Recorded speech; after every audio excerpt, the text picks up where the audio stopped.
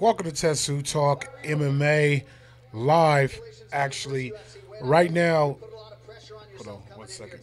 Right now, Marcus Perez just submitted James. I don't know how to pronounce his last name. I'm not gonna get into that. We just missed that fight. Sorry, it's running late, so uh, I will catch the other fights. So right now in the prelims, Perez just submitted James. If you know the card, go to UFC.com and check the card out, and you can see the matchups. But that's the matchup right there. Actually, the name is right there. Marcus Perez against James Botchkovic, I say. And he pretty much submitted him, so it was night for Bakovic. But thanks you guys for tuning in to Tetsu Talk Live MMA. Let's get it on to the show. I worked really hard for this fight. I knew it would play out on the ground and trend along with Damian Maia. And I just want to say this is the real Marcus Maluco, not what you saw in the last fight. We're here in Brazil. The Brazilian had to win. Marcus, we're going to take a look at the finish. There was a big takedown, and you were able to get to the back. Talk us through it, if you would. Teve a queda, você pegou as costas dele e fala como é que foi o final. Pô, fui lá, consegui dar uma queda muito boa nele. Eu vi que ele tava dando as costas, mas ele tava defendendo o gancho da esquerda. Eu comecei a jogar pra direita pra ele abrir. Quando ele abriu, eu consegui passar o braço. Só que eu comecei a fazer força, eu vi que ele tava começando a querer defender. Falei, não vou me desgastar, vou manter o jogo aqui. Quando eu vi que ele vacilou, aí eu joguei, aí entrou direitinho, eu fiquei jogando pra um lado pro outro. Quando entrou, eu falei, agora eu vou pegar, agora eu vou me desgastar aqui. I got a good takedown. He was defending the left hook, but I played it to the right a little bit. We played it a little bit with the arms. When I saw that I synced it in, I pulled it, and I got the submission. Quickly, how soon would you like to get back in here? Você quer voltar rápido a lutar aqui no octógono? Com certeza, quem é lutador tem que lutar. Eu tô aqui, pode voltar pra lutar amanhã se quiser. Se hoje cai alguma luta do peso médio, pode me colocar. Fighters have to fight. I'll fight tonight. You know, if anyone in the middleweight division needs a fighter, I'll fight tonight again. Well, that was a big performance. Go and enjoy it, ladies and gentlemen. Your winner, Marcus Perez. How do you beat a bigger fighter with a longer reach? You get inside, get around the waist, and get the takedown and make this all about the grappling. The chat will be up in a minute. Sorry, everybody. Body lock and lift. You see him get around the elbow. Beautiful stuff with the footwork there, and then look at this lift and dump. And from here, it's all about the smaller, more technical fighter. Got the back, good pressure with the hips, and as soon as that arm is underneath the chin, no way out. The beginning of the end, and this is the end of the end. Great job by Perez over Bokniak. Submission in the first round. And I will tell you, that was the first of 5 middleweight fights on the fight card here tonight. So I'm not sure if it would be commission approved, but Perez has put his name into the hat if one of the 85ers is unable to make the walk later. Congratulations to Marcus Perez. Well, later tonight, as many of you know, it'll be the UFC Women's Bantamweight Championship. Amanda Nunes, Raquel Pennington. The Lioness is the hunted. She's looking to keep it that way. But for the underdog challenger, a chance to cash in on the opportunity of a lifetime. I've always been that underdog, which takes the pressure off of me. She has all the pressure. I will do anything it takes that night to win. I'm the best in this division. I'm ready for it. And whatever happens, I will walk away with my belt. At UFC 224, Brazil welcomes back one of their own champions, Amanda Nunes. The Lioness is one of the most aggressive and brutal strikers in any weight class, any gender in the entire UFC. To go out there and completely demolish Ronda Rousey and Miesha Tate in the way that she did, unreal. She's walking Ronda down. She tags her again. Amanda Nunes completely wiped them out. And then she follows that up with another victory over a super tough Valentina Shevchenko. How do they jump in here? What are they're lying. Now, her opponent, Raquel Pennington, also has wins over Miesha Tate and Bethe Correia. I believe her evolution was shown in the fight with Miesha Tate. She defended takedowns. She really did beat Miesha up the entire time and honestly forced Miesha to retire. Raquel Pennington is emerging in this fight as a truly world-class contender. She's got some really good boxing. She's got a really good attitude. And she's got a really good ability to finish fights the moment she's given an opportunity to.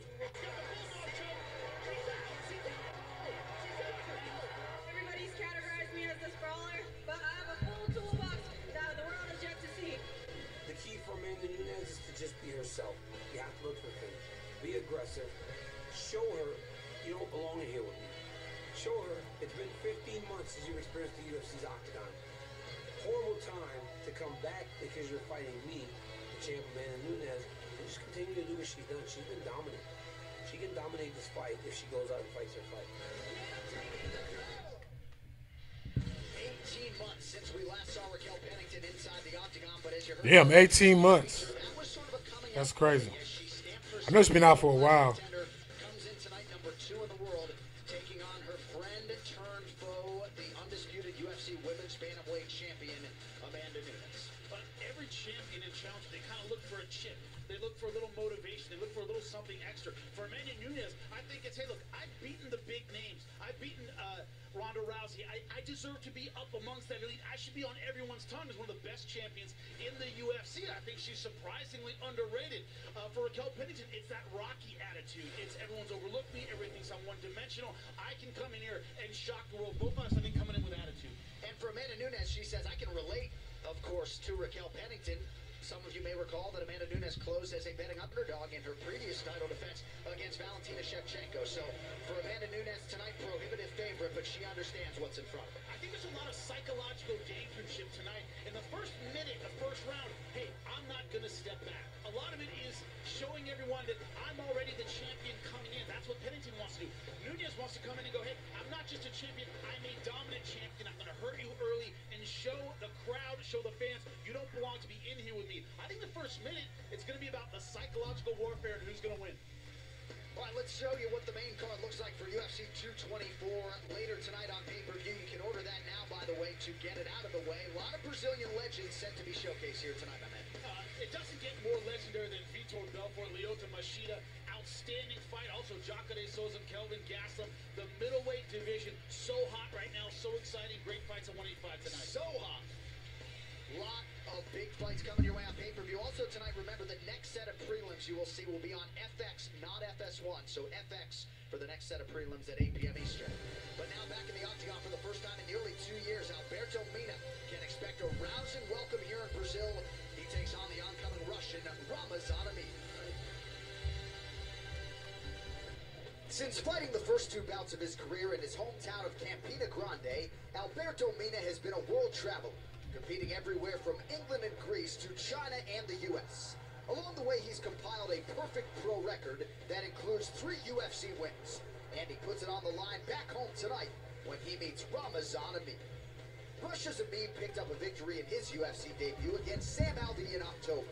And he is confident he's got the tools to extend his winning streak to 6, while handing Mina his first professional defeat.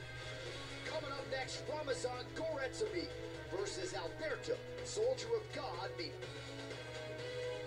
Be with you guys in a sec. Just setting up everything, running late. Set up the chat so you guys can interact with me. With a 5-fight winning streak in tow, here is the International Master of Sport in Combat Sambo, 30-year-old southpaw Ramazan Amir, 16-3 overall as he makes the walk here tonight. And in his UFC debut against Sam Alvey, what stood out to me in that fight is Alvey let him lead the dance. In a sense of, Alvey looked a little flat, wasn't throwing that much, and a lot of people thought, oh, I think Amir has a lot more than this. It was one of those things where if you're in a marathon, a guy's running 7 miles an hour, all you gotta do is run 7.5 miles an hour to beat him. He was a little ahead of Alvey. I think being pushed in this fight, he'll show a lot more of his tools, a lot more of his skills. So Amir, the book on him, wrestler, grappler, but he does like to strike. He likes to throw, very aggressive, especially he has a very good right-hand lead.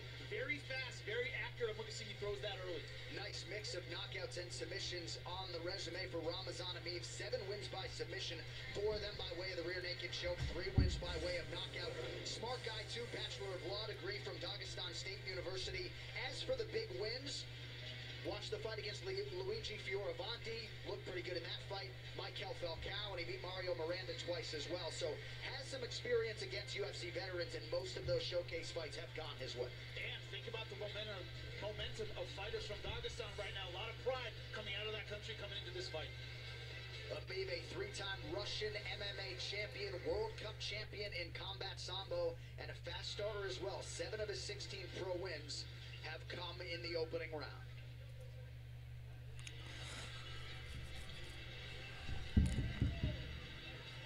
So right now we got Alberto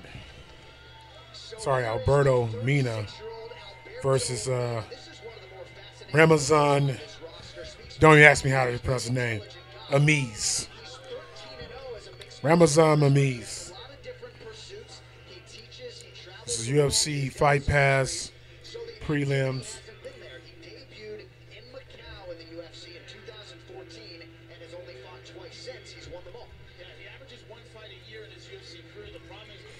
If you're new, please like and subscribe. Show the love. Thanks for tuning in.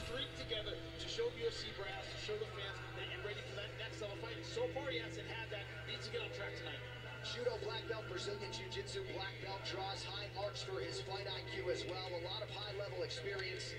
Nice mix of knockouts and submissions as well for him, 6-6. And we spoke to his brother Arthur as we were checking in at the hotel, and a big part of the focus is to be more active. He always finishes his training camp at King's MMA, polishes up the game plan, but he believes 2018 is going to be a big year, and hopefully we see more of Mina inside the octagon. If you look at the Shinzo Anji fight, huge strikes, a little bit wild, a little bit crazy. I think that activity level is very, very important. He needs to tighten up a little bit. When you move to that next level, fighters take advantage of those opportunities. He needs to be careful tonight about that. Last appearance for Alberto Mina. His third UFC appearance last July against the recently retired Mike Pyle. It was a win by second-round knockout. He was the betting underdog that night, albeit slightly, and prior to that, defeated Yoshihiro Akiyama by split decision. That the only distance fight of his 13-fight career. Alberto Mina back in Brazil and putting his undefeated record on the line tonight. And with that, here is your I saw both these guys fight before, but can't remember. Both of them had, I think, only one fight each in UFC so far. So it's pretty much, and I think both guys lost, if I'm not mistaken. Now we go inside the octagon for the introductions. Here's Bruce Buffer. Ladies and gentlemen, this fight is 3 rounds in the UFC welterweight division. Introducing first, fighting out of the blue corner, a mixed martial artist holding professional record, 16 wins, 3 losses. He stands 5 feet 10 inches tall, weighing in at 171 pounds. Fighting out of Makhachkala, Russia, Ramazan. These Russian guys can wrestle. That's one thing we know about Russian wrestlers. Russian fighters, they're great wrestlers. Fighting out of the red corner. This man is a mixed martial artist holding an undefeated. I'm surprised Russia. Oh, let me do my homework first, but I'm surprised Russia's not as dominant in the Olympics as they should be. They probably are. I need to check into that. They're great grapplers. They love grappling. Soldier of God, Mina. And when the action begins, our referee in charge, Eduardo Hurdy. We need one of our crack statisticians to figure out the record of fighters who give Bruce Buffer the fist bump. That could be the difference, now that I think about it. Yeah. You just never know. The lovely Jenny Andrade on hand, Camilo Oliveira, Luciana Andrade. And good to see Alberto Mina back on the proving ground tonight for the first time since July of 2016. The fighters touch gloves. We are underway. It is Mina in black, Ramazan Amiv in the gray. We'll call it white. Mina, guy who's usually aggressive. Will that happen after a long layoff? A lot of times it takes a while to get your timing back.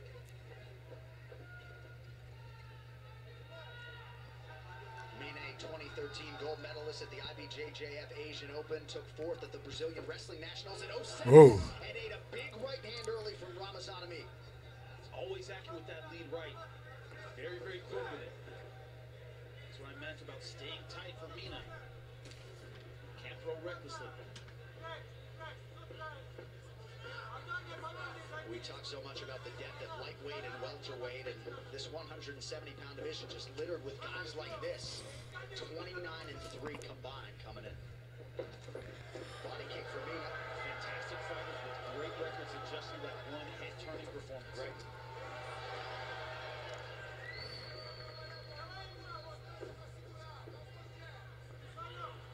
What I want to see out of Amir is see how he is being pushed, how he is when he needs to be on the defensive for a second.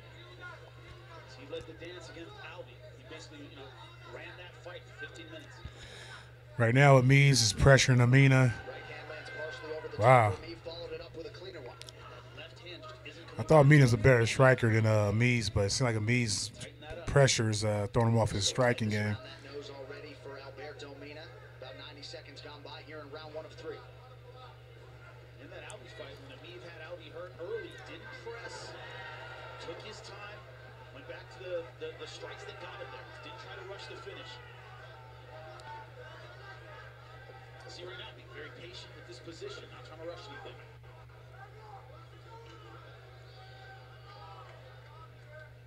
What's Mina doing trying to control that wrist? I don't know why people go for Kimuras a lot. Mina's trying to go on a Kimura for Mies, but how often does a Kimura work nowadays? You got to be really an amateur to get caught a Kimura, just like a triangle.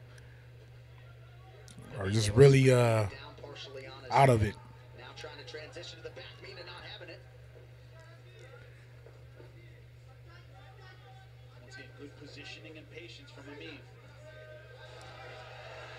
Good job of me. Rio de Janeiro in store for a big-time pay-per-view tonight. In the main event, Amanda Nunes takes on Raquel Pennington for the women's 135-pound title, plus Shakade Castro, Belfort Machida, and so much more. UFC 224 tonight, 10 Eastern, 7 Pacific. It is only on pay-per-view. You can order it now. Mina kind of playing the counter-punching role here, waiting for Ameev to engage. He can go over the top, but Ameev right now not taking the bait, just stalking him down. There's that right hand. He loves to lead with it.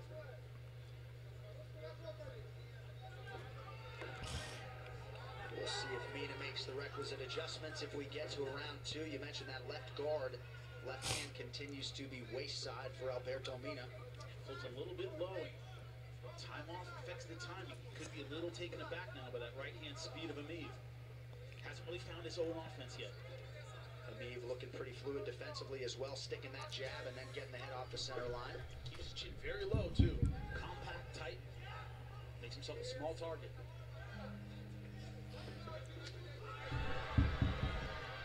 And the crowd is going to register everything Mina does. That was well blocked, doesn't matter. I'm telling you, judges need noise-canceling headphones. Because every time Mina advances, you get the pop from the Rio locals. Going deep, he comes off in the knee bar. Not quite deep enough. Good awareness by Mina. He let it go. He's got to sit up and use that leg position. Because he's out of footlock danger right now. The knee is out. He's to pull it back in, and right now he's not going to get that. Like the patience of Ameev in this position. You gotta not panic when they're attacking those legs.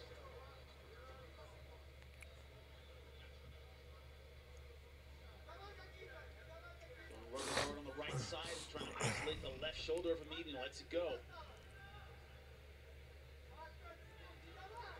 Oh, Ameev trying to. Ameev going for. Mina going for some crazy stuff. Got to learn when he doesn't get it, he has to sit up and get that sweep. So he sat back, right? Wasn't able to get the leg lock. Now the round's going to run out. So a good start for the Russian Ramazan Ameev. Round 1, Ameev got that round 1. Mina tried his best to set, get himself together and get into his get adapted to Ameev's. But Ameev's pressure is actually overwhelming him. Even on the ground, Ameev is very, very patient in adjusting. Let's work the counterattack. Kick him in the body a bit. Kick him in the body.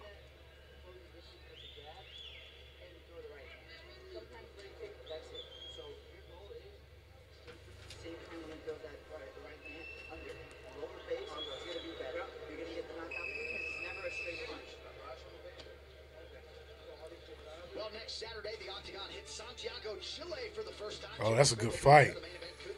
Damian Maia and Usman. Oh, man. Usman Maia? I got to see that. I'm going to watch it anyway. I don't know if we'll be doing it live. Santiago Ponzinibbio out due to injury. Damian Maia in against Kamaru Usman, shaping up as a huge month for the UFC welterweight division. And That is where this fight is taking place. Alberto Mina in black, Ramazan Emeev in white. Always a great division, UFC 170 pounds, man. You have to really claw your way to the top. Both these guys know it takes a great performance, a dynamic performance to get there.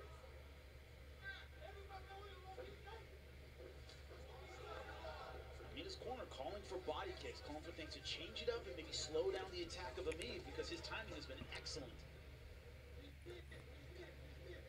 Once again, in this body lock position, head and arm from Mina, but you can't use that without the hips. Got to really engage your hips. He has to step forward like that. Couldn't quite do it.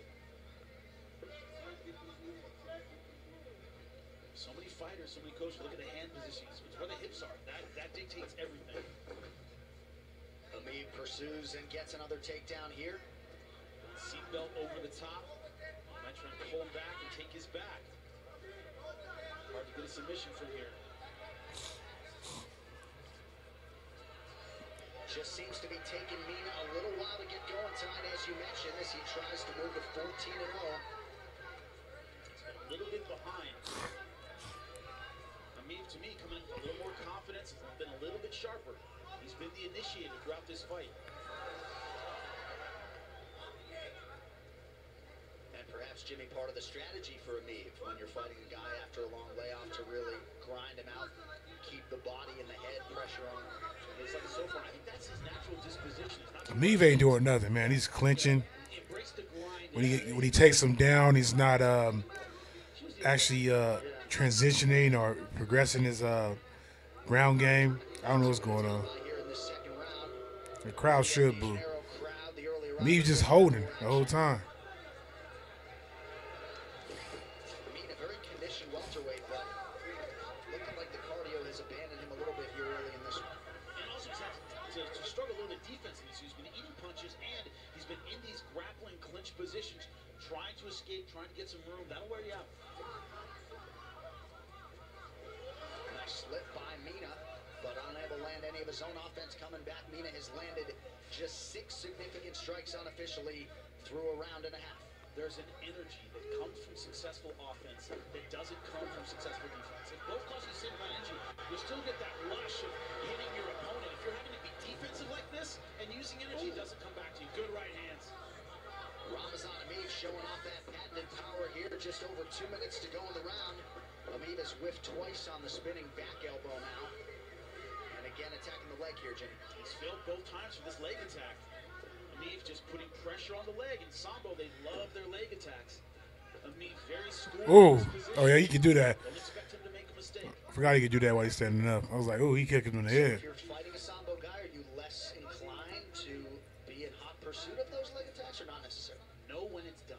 I don't know what's going on, Mina. Last 2 fights he had, last fight he had, it was aggressive, better striking. He's going to be ready for that next move. You got to be 3-4 moves ahead.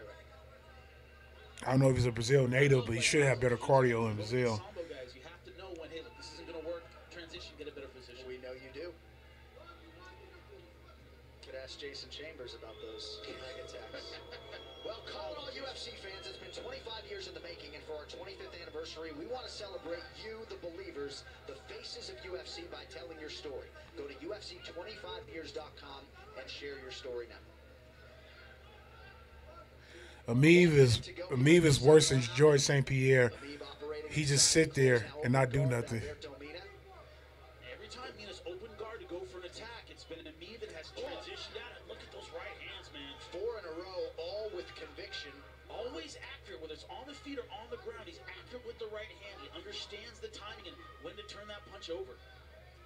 And this is as much adversity as we have ever seen Alberto Mina face inside the octagon. 30 seconds here, round 2. A gut check kind of fight. He's going to go back to his corner and they're going to tell him, do you really want this? Because you're not fighting like you really want it. You're fighting behind, and you've been behind this entire fight. Got to turn it up.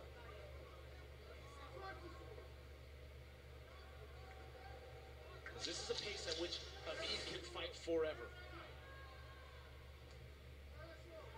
Another right hand for good measure for Ramazan Emeev, who would appear to have 2 rounds banked as we head to the 3rd. Wow. Let's listen in now. He's a boring ass fighter, I know that. But Meave ain't doing nothing. He got control the whole time. He's not doing nothing. Mina just, you know, trying to find himself for like 2 rounds.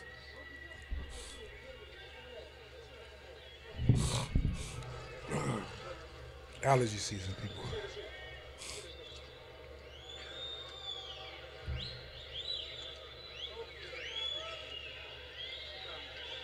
Don't let him get too comfortable. And let's play your game. You gotta be a progressive leg game, not defensive anymore.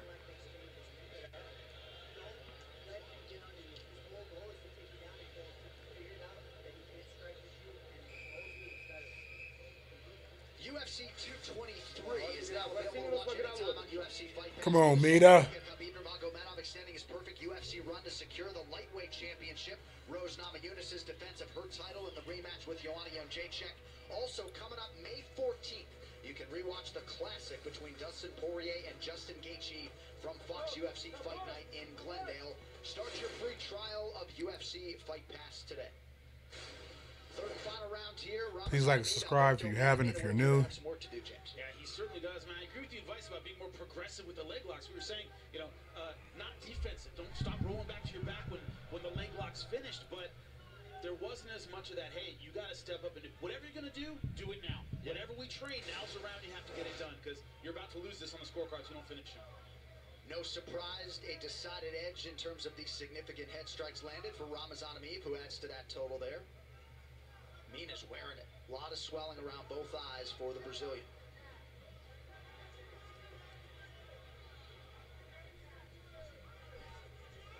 And Mina hasn't really pushed the pace. What's that allowed? It's allowed Emeev to be efficient. I'm not under duress. I'm not really under attack. I can throw when I want to throw. I'm going to use gas when I feel like it. With a pace like that, I mean, condition actually can go 50 rounds. Well, big picture for Mina. Hopefully he can stay busier this year. As we mentioned, his UFC tenure, 1 fight in 2014, 1 in 2015, 1 in 2016, idle all of last year. See the stats. But if he can get in a more regular fighting schedule, perhaps the results would be better. I certainly hope so, because it does seem like his timing has been off. He's been a little bit hesitant. He's been a little unsure. Yeah, the stats are looking very low on both guys. Yeah. It's a real thing. It does affect your timing, not having those reps. Dealing with the energy, dealing with the adrenaline. He hasn't dealt with that in a long time. What is the strategy or approach as a fighter on Emeev's side when you got the lead, right? It's a constant, I would think, balancing act of risk and reward in this third round. Two kinds of coaches and fighters. One is keep doing what you're doing. You're already ahead. Let's not mess with a winning game. The second is, all right, you've proven you're better. Get this guy out of here. Yeah, get him out of here. It looks like this is the first one. You see, he keeps going back to the same well. Do what you're doing. Get the W. Impress somebody next time. But I think he's had an impressive performance, but in terms of that finish. Right. Emeev has just looked so fluid and comfortable on the feet tonight as he eats a Mina right hand there. He's landed all 3 of his takedown attempts, has Emeev.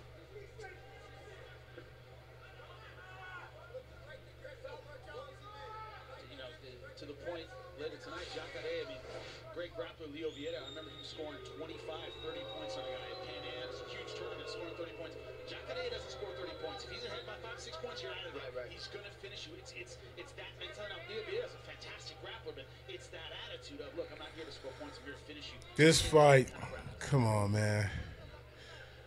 Mina ain't doing nothing standing up. Emeev, he keep grappling and he's not even doing nothing. He's just holding for dear life. It's because I'm gonna finish you. I'm gonna prove I'm better than finish you. Under 2 minutes now to decide this one. Spinning attack from Ramazan Emeev. Catching disease from this fight. Did raise the guard. Boring fight. Huge mouse under that right eye of Alberto Mina, but doesn't seem to be impacting his vision.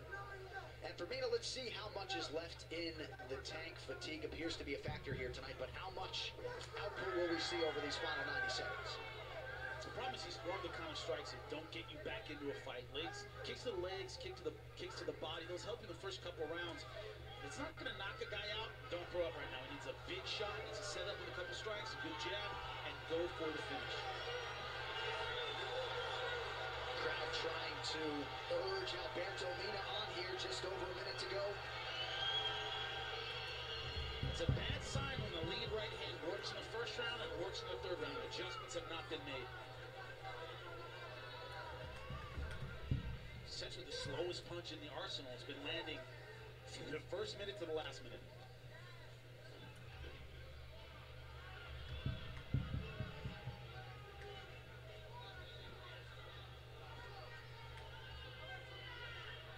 Ameev continues to feint and pick his spots pretty nicely.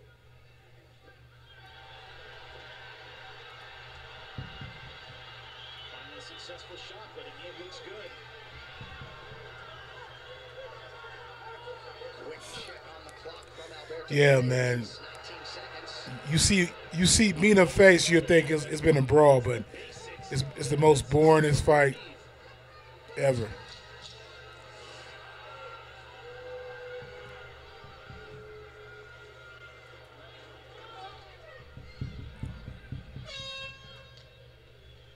So Ramazan Ameev and Alberto Mina go the distance here tonight in Rio de Janeiro. We'll take a look back at some of the highlights, and a lot of them were in that blue corner with the Russian Ramazan Ameev. Where Ameev found success I'll be right back, on the feet, people. especially with that right hand. Be I talked right about the back. lead before the fight. It was early and often with that right hand over the top of the jab, and also very successful with the jab with the left hook, swelling on.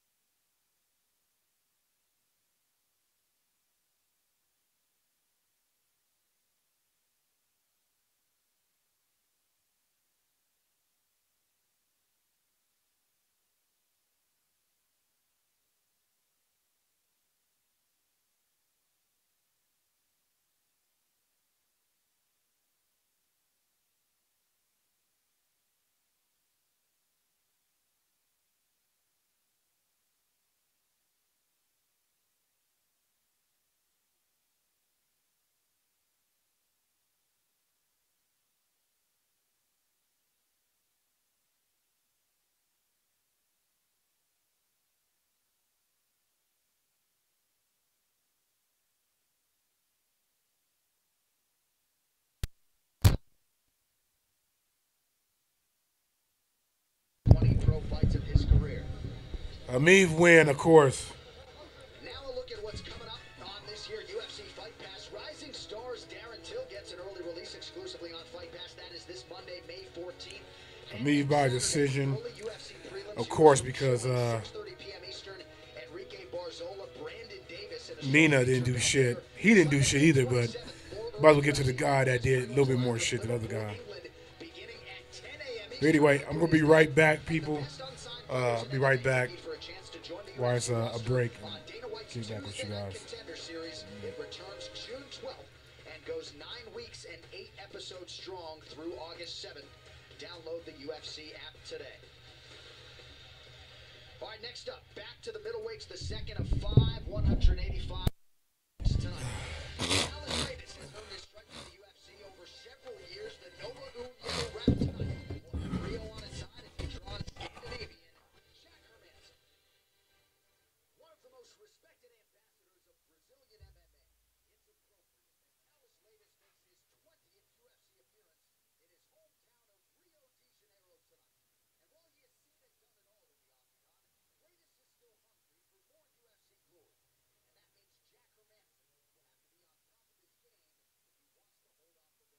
But that is precisely the plan for Norway's Hermanson, a versatile fighter who has defeated Scott Askam, Alex Nicholson, and Brad Scott, dating to his UFC debut back in 2016. Coming up next, Jack the Joker Hermanson faces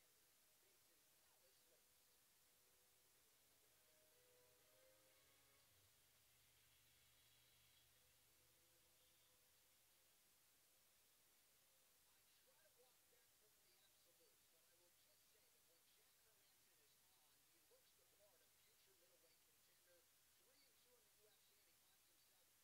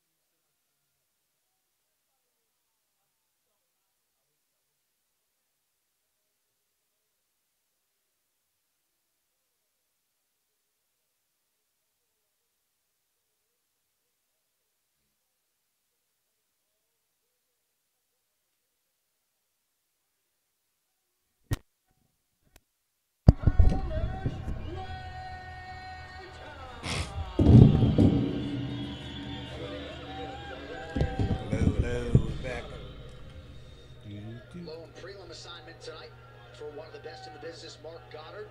Thank you, Jenny Andrade, ready to go here, round one of a possible 3 in the UFC's middleweight division. Talish Latis, who fought Anderson Silva for the middleweight title back in 2009 at UFC 97. Now making UFC appearance number 20 against Jack Hermanson. Hermanson in white, Talish Latis in black. One of the things about him, that funky movement. Gigantic leaps, always switching stances. Very hard to get his timing. You know, Talish Latis' career is going downhill when he's constantly going down the ladder from Maine to prelims on FS1 all the way down to UFC Fight Pass prelims. That's bad. That's bad. Talish Latis, you want to slow the fight down somehow. Keep him from moving around like this. Correction, his last 3 fights. Greco-Roman background for Jack Hermanson, who sticks the jab there, but you wonder if he'll have pause with the takedown game tonight. Latest in on a single here. So they get rid of that energy, take him down. Slow him down a little bit, it's not going to happen.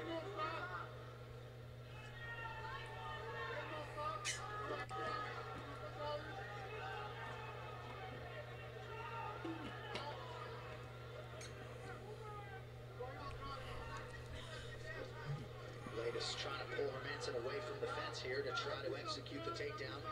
Nothing doing so far. Hermanson with a short little elbow there that looked to land partially. The length of his arms still control it, so he has to stand up with it. Just like that.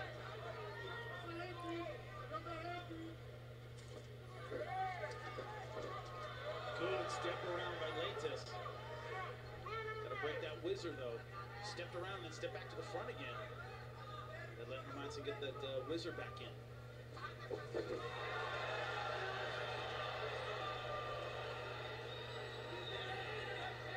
So Latest now able to get Hermanson to the ground. Still plenty of time with which to work here, round 1. Oh, great stuff by Hermanson. If I was Hermanson, I got off the ground though. Stay ground and pound. I'm gonna stay on the ground with fucking Get back up when it presents himself. Latest. He looked devastating on top.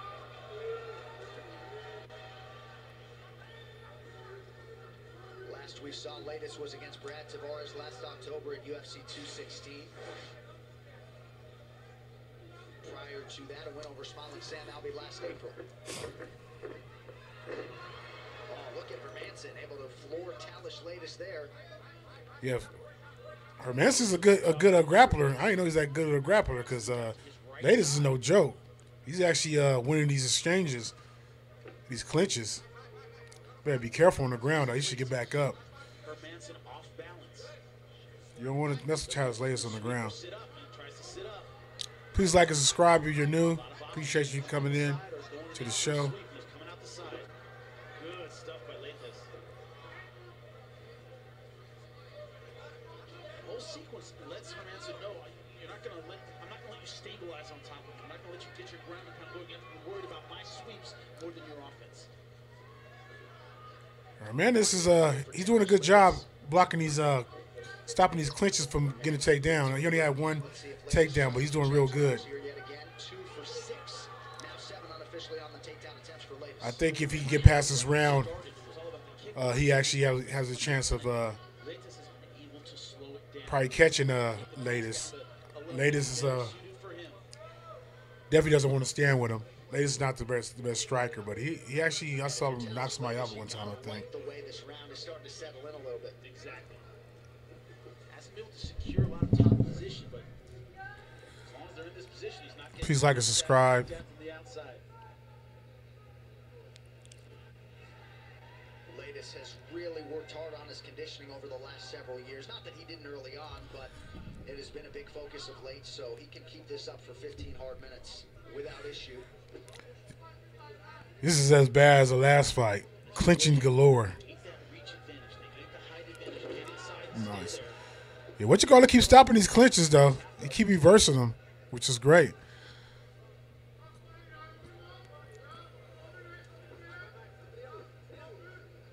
I think he got 2 takedowns. Let's see. The rule of thumb, when a guy has his knees and his legs low, he's looking for a sweep.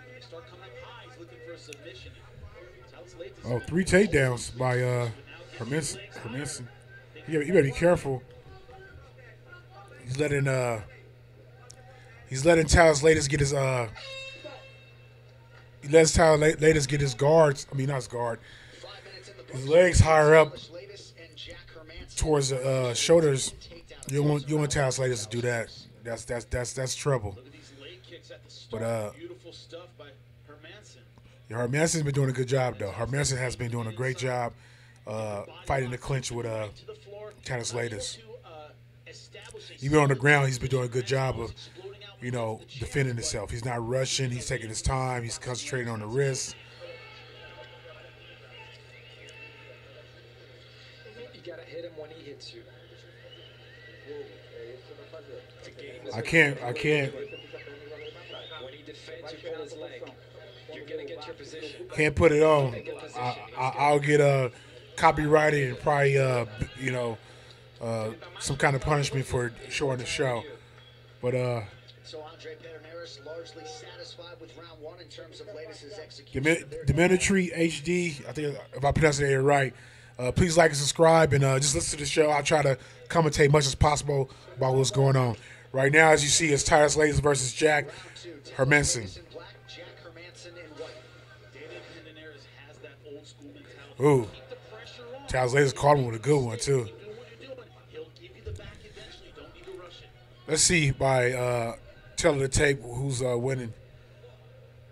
So far, the most strikes. Okay, they tied with takedowns now. He's in a lot of pain right now. He hurt something with that takedown. And let's see if Jack Hermanson is able to fight through it. No longer wins. This is a bad spot to be with Talos Latis.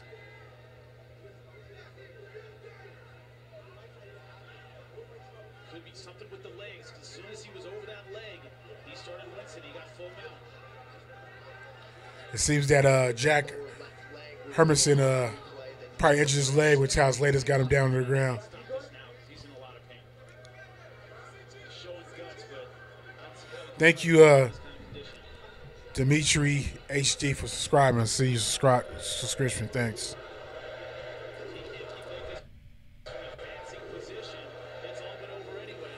Oh, this look bad. It's like Talos Latis probably get the arm triangle. That's what it's looking like. Oh, he got out of it, too. Oh, he went to the side. He's trying to get that arm triangle. He almost got it.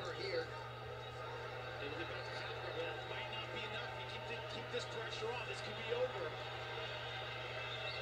He's putting everything into this arm triangle. This is all but done. 15 wins coming in by submission for Talos Latis. Same way he lost to Fajeda. Big deep breaths from Jack Hermanson, certainly showing off his toughness here, but he gets mounted now by Latis, albeit briefly. Good job by Hermanson. He's using the arm triangle, a real full arm triangle by Latis too, and he's holding out. He's holding out. His ear. Delay the inevitable. He needs space between his arm and his face in order to breathe again. Once it cuts off the blood, man, that's it. You see, he's trying to get space with his arm. That's the key to getting out of the arm triangle. He can also grab his near leg, but if he has a leg injury, he might not be able to do that.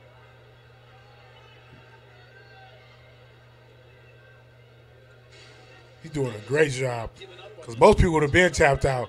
You tell us better to tap out. Wow. Your Talos Latis burned his arms out, so hopefully that's a good thing. To fend off the submission attack from Talos Latis, but you wonder if there's an opportunity to get back to the feet if Hermanson's even going to be able to put any pressure on that level. If they just knew what was going on, I don't know what he knows. He might just stand up and make him stand up. Right. If he can't do that, fight's over. 2 minutes now to go round two. Yeah, I'm going to do pay-per-view later on too, so I'm going to do the pay-per-view and watch that, and also live Dimitri HD after after the prelims. I'm going to go off and come back on and do a live stream for a pay-per-view.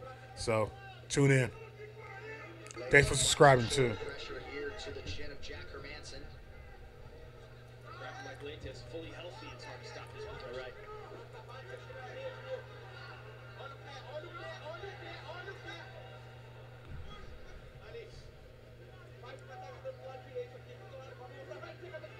This is what I meant at the beginning of that calm, veteran kind of fight, experienced kind of fight. When I'm where I want to be, I'm going to keep the pressure on you, keep it at a slow boil, make it about my experience, not your athleticism.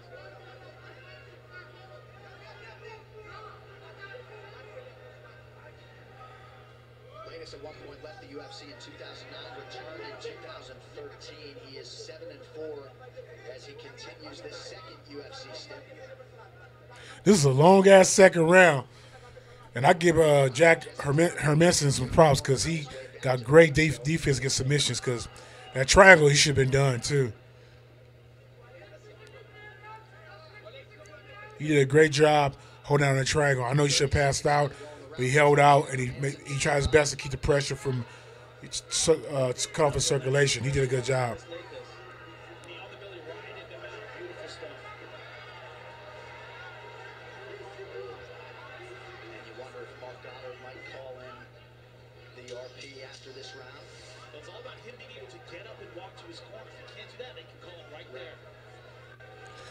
Yeah, I wonder if he tore his leg or something.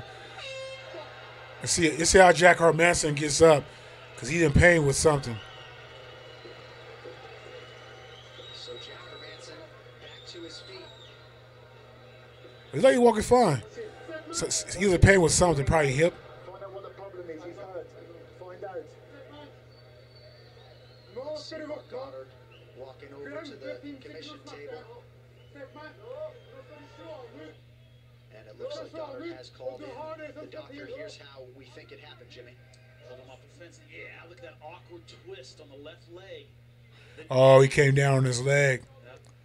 Came down on his leg. That bulge on his knee. Right Yeah. there, right around the joint. Ugh. That's not good news. I mean, able to walk Hold back to his distansen. corner. Ikke press gjennom. Hold distansen. Ikke stå foran han. Sideveis bevegelse. Det vi har jobbet med. And Mark Goddard just said firmly to Jack Hermanson's chief corner, are you sure he's good to go? And he responded unequivocally, yes. So pretty good to see Jack Hermanson bouncing around, putting pressure on that lead left leg. He got to knock out Latest. I think Latest won both rounds. How much energy did he expend defensively in round two? Goes with a wayward flying knee attempt. He's throwing like somebody who wants to get this fight over with now. Going hard for the guillotine. He needs a better guard with his left leg. And he's putting a ton of stress on it, but if Leighton can get around the guard, he's around it. He's still in trouble. Hermanson is strong enough to finish this, but he doesn't have his hips behind it. Latest has only been submitted once in his pro career. It was Matt Horwich back in 2010. 9 times out of 10, when you're around the guard, you're out of this submission, but Hermanson has those long legs, that long build. He can put a lot of stress on the neck. And that's what he's trying to do. He's out. I don't know why he went for that. I don't know why he went for that submission. I gotta finish this right now. He went so hard for that position when he didn't really have it positioned. He fought the open. I can see Latest is oh now ooh. This could be the beginning of the end for Jack Hermanson. In anaconda position now. He's going to try and walk his hips toward the legs of Hermanson. Hermanson trying to circle with him, but this is tight. Ton of pressure with the hips. Hermanson is tough, man. Get briefly to the guillotine and let it go. Hermanson is tough. He's a tough motherfucker, man.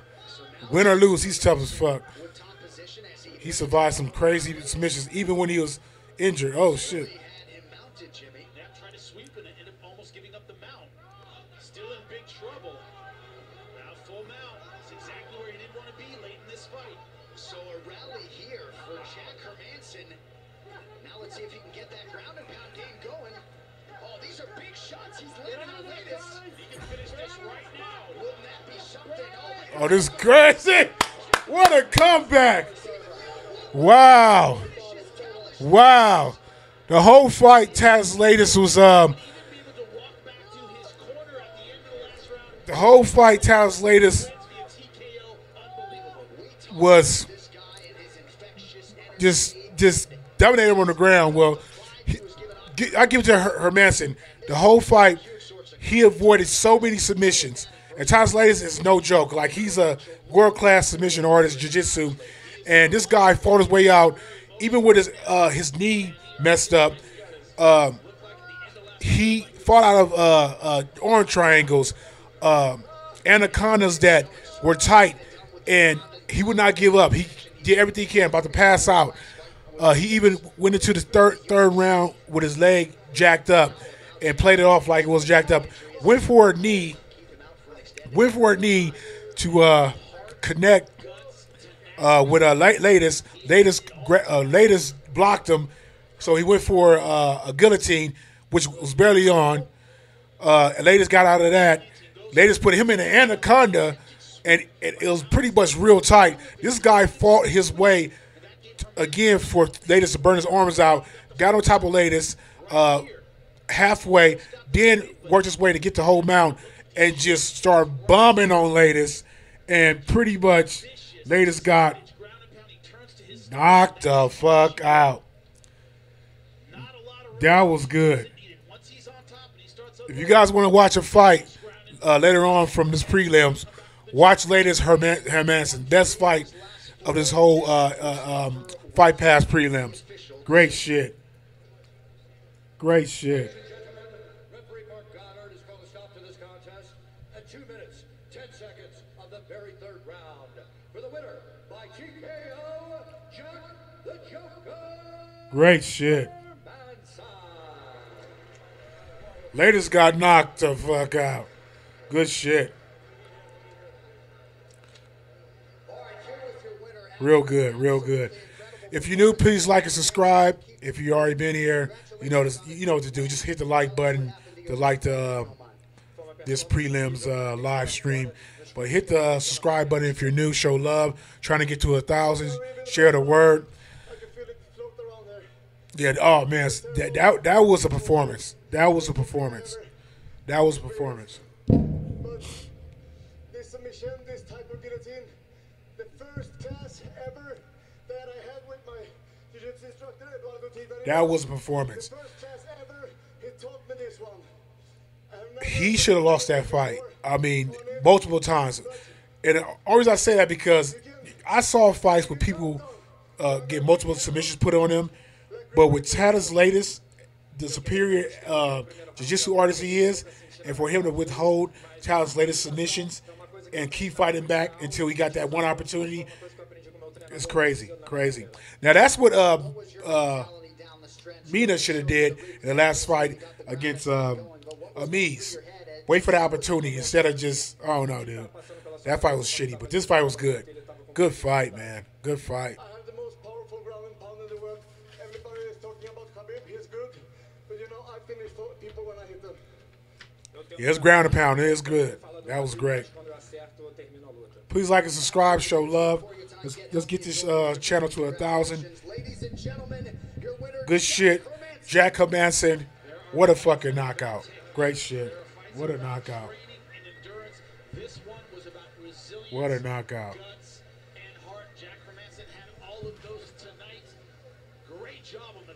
Who you guys got tonight? Who you got? Should I even ask who you got? Nunez or Pennington? Should I even ask? Okay, let me ask this question. Who you got? Jacare Souza or do you got Kevin Gastelum? Drop your comments in the chat.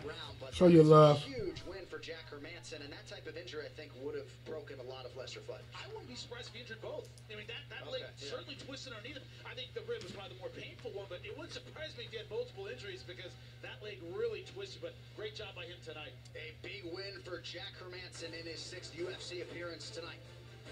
Here now, look at our live event schedule over the next 4 weeks. Saturday, May 19th, 1 week from tonight, FS1 UFC. Yeah, that's crazy. Let's look at the stats on that last fight. Let's look at the stats. Let me see if they updated yet. Also on FS1, UFC Fight Night, Thompson versus Till from Liverpool. They even updated. 1 p.m. Eastern start for that special Sunday show. Then a quick pivot for a special Friday nighter from Utica, New York on FS1. Jimmy See the update on those stats. in the main event. 10 p.m. start on FS1 Friday, June 1st. And then it's back to pay-per-view Yeah, they're not really updated yet. I'd like to see the whole, thing from the takedowns and everything like that. So we'll come back and check out that fight stats again because that was crazy, that comeback he did. Crazy comeback. Brazilian talents to emerge in recent years, Warley Alves knows the time has come for him to make his march toward the elite, beginning with this bout against Crazy Sultan comeback. Ali. After winning Season 3 of The Ultimate Fighter Brazil in 2014, Rio de Janeiro's Warley Alves quickly established himself as a welterweight with championship potential. And though he's had some bumps over the years, his most recent win over Salim Touari put him back in position to make a charge to contention. But to keep moving to the top, he will have to win at home tonight in this spot against Russian standout Sultan Ali. Next we got Rolly Alvarez versus Sultan Ali. Two guys I don't really care about. Hope it's a good fight though. I mean, that's all I care. I know it's a good fight, so I don't have to even be invested into these two guys as fighters. As long as they have a good fight, a good showing.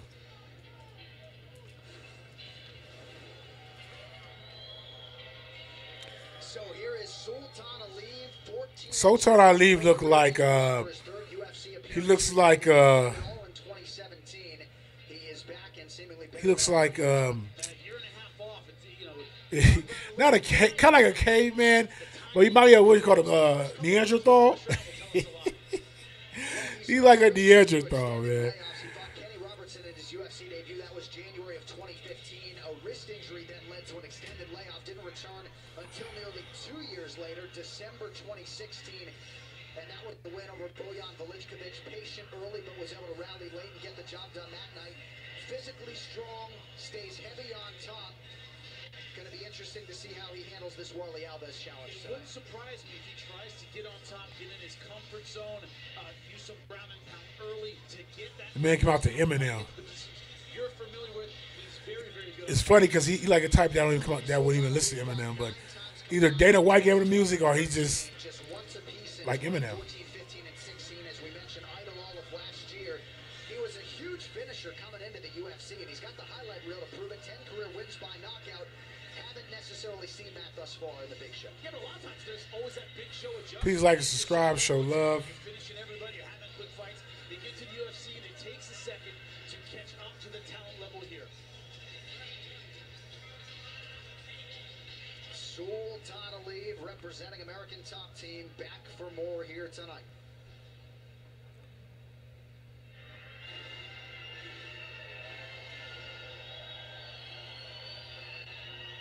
Where is he from with that music?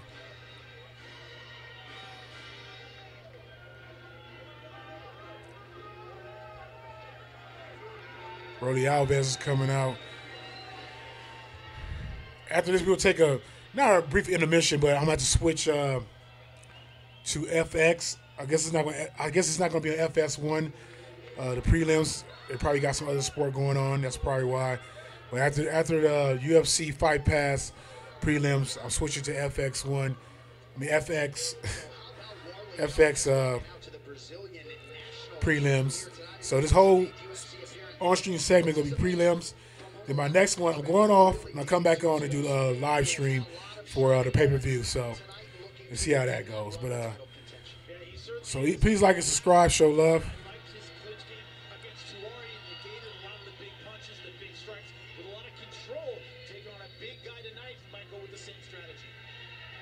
Warley Alves' first martial art was kickboxing at 10 years old. He went on to become a 3-time Brazilian champion in kickboxing. Made his UFC debut by winning Season 3 of The Ultimate Fighter Brazil over Marcio Alexandre Jr. That was May of 2014. He was the 5th pick overall on the show, so at least going in exceeded the expectations of some. This guillotine is a guillotine from hell. He's got 5 of them to his credit, and prevailing wisdom is that would be something Sultan Ali would have to look out for. All of his wins by choke. His guillotine is phenomenal, and ask Colby Covington, he's opportunistic with it. If you make the mistake with your positioning, with where your head is, he will take it, he will finish you. That'll be the end of the fight. I'm not going to ask Colby Covington, but I will take your word for it. That squeeze does not feel good. Sultan Ali has never been submitted in 16 professional fights. 7 overall wins by submission for Warley Alves, just 1 by way of knockout or TKO. Formerly with ex-Gym, with Josul Distic and Rogerio Camois, now training out of Team Nogueira in Rio de Janeiro, is one Warley Alves. All right, this is our featured UFC Fight Pass prelim tonight. Let's get you the tail of the tape. Warley Alves, 27 years old. Sultan Ali is 33. Both fighters 5 foot 11 inches tall, both taking advantage of the 1 pound allowance, weighing in at 171 pounds, and a 2.5-inch reach advantage for the Russian Sultan Ali. All right, now for the particulars back inside the Bruce Buffer. Ladies and gentlemen, this fight is 3 rounds in the UFC welterweight division. Introducing first, fighting out of the blue corner, a combat sambo fighter, holding a professional record, 14 wins, 2 losses. He stands 5 feet 11 inches tall, weighing in at 171 pounds. Fighting out of Coconut Creek, Florida, USA, by way of Durban, Russia, Sultan Ali. And now introducing his opponent, fighting out of the right corner, a kickboxer, holding a professional record, 12 wins, 2 losses. He stands 5 feet 11 inches tall, weighing in at 171 pounds. Fighting out of Rio de Janeiro, Brazil, presenting the top Brazil 3 middleweight winner, Warley Alves. Hopefully when these guys knock each other out, because they both trying to, you know, prove themselves. Old friend Osiris Maya in there for this one in the UFC's welterweight division. Jenny on Josh, thank you very much. Warley Alves, 4 first-round finishes, all of them in 1 minute 58 seconds or fewer. This man is non-stop in pursuit of the finish. We'll see how he chooses to attack tonight against Sultan Ali. The leave is in red, Warley Alves in gold.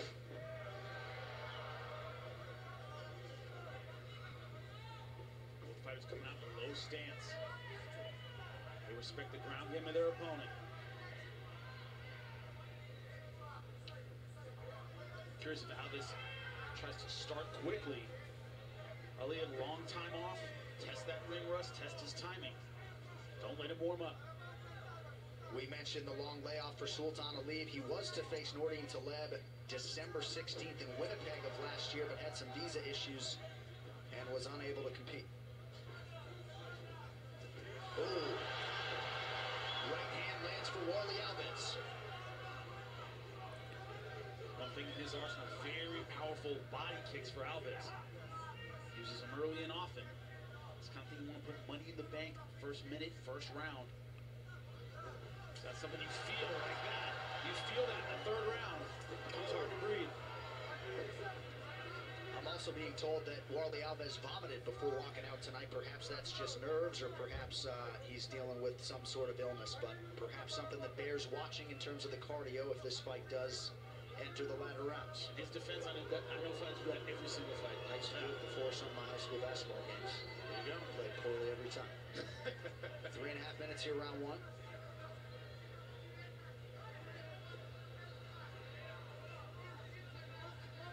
And Sultan Ali can make for a suffocating night at the office, can overwhelm you with his wrestling and his grappling, but nice reversal there by Alves. Can it knee to the body for good measure? One more. Good stuff. Yeah, Ali very conservative with his top pressure. Doesn't try to do too much, but so hard to get the space from it.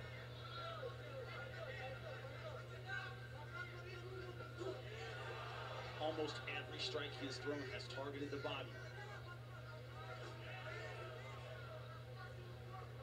To me, that's an underused weapon in MMA, combat sports, period.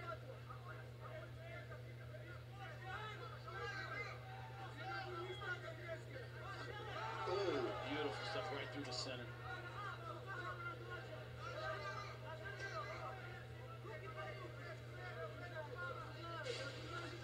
Two and a half minutes here to go, round 1. Alves continues to attack with those knees, maintaining one underhook here. What he's doing is creating a nice structure with his arms, and he's keeping his head right in the center. Not letting Ali cut any angles, get his own takedown and pummel going. So it's opening him up for all these knees, now working the legs. seen Warley Alves fight smarter increasingly over the last several years. You see with the body strikes, an efficient 90% here through 3+ minutes. It's been a lot of clinching tonight. A lot of clinching and a lot of just, I don't know, man. And Sultan Ali, A lot of fucking clinching tonight. monster in the gym, but Very again, this is disappointing. off the dates to 2016, so you can do worse I than mean, attack the body as Alves is doing. not saying every fight can have clinching, but like clinching and holding forever. Like somebody needs to tell the refs in the back, listen here, you motherfuckers clinch too long. You need to break them up because there's been way too much clinching tonight. It's been a hug fest. Good short elbow right over the top. All the weapons he's using don't require Ooh. much space. I'm surprised they didn't drop him. Alves has such an aggressive nature that sometimes you got to fight that instinct. But very controlled tonight. Very efficient with his strikes. The left hand there from Sultan Ali. 1 minute now to go, round one. Oh! Nice shot. Caught Alib off balance. Seemed to wake Alib up a little bit. As now he leads a 1-2 on Alves. Ooh. Probably got a slugfest here, people. Probably got a slugfest. Crowd starting to fill in and make its presence felt here.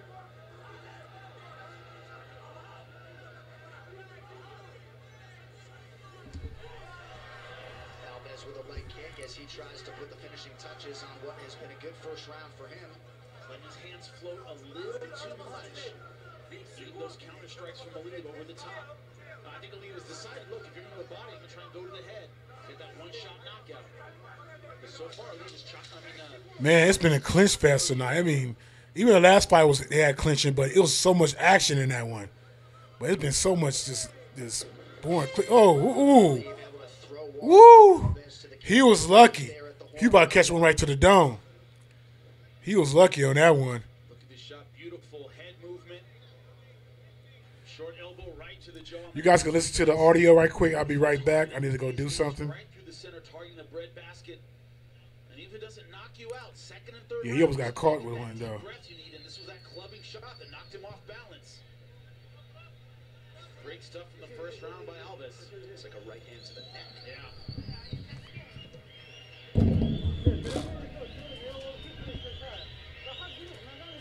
Alib, toward the end of that round, started getting the timing of the counter shot, started landing a little bit more over the top. Alves has to watch out for that. Very good. That's it. You fought well. Maintain this game plan.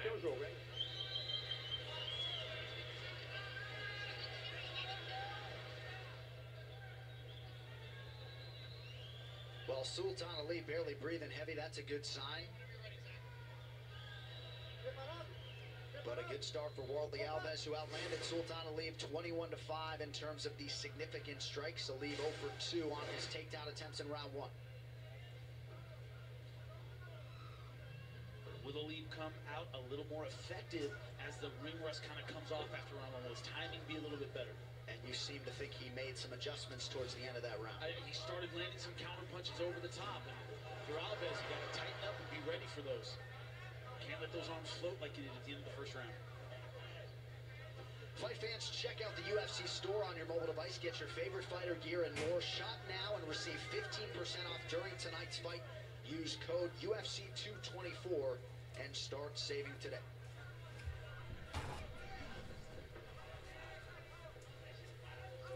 Alves trying to close the distance here, get into striking range. Alib again, Jimmy looking to set up that counter. Now trying to get his own clinch game going, pummeling to the inside. No level change yet, but trying to work that inside game, pummeling, getting underneath the arms and the armpits of Alves.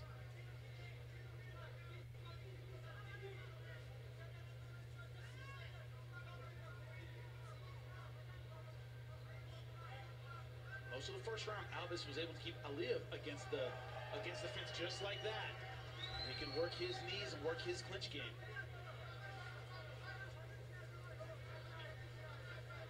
Under 3.5 minutes to go in the round. Underhook here for Sultan Ali, now trying to go to the clinch.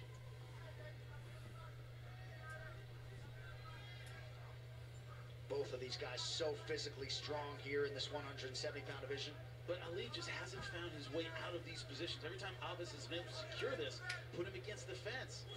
Ali's been stuck here for quite a while, eating those knees through the center. And the referees, generally speaking, have allowed the fighters to work in these situations tonight. They've been busy.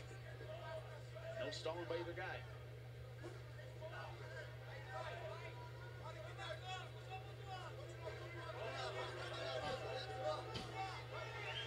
Now a warning from Osiris Maya for more action. And Alves obliges, lands the knee up top.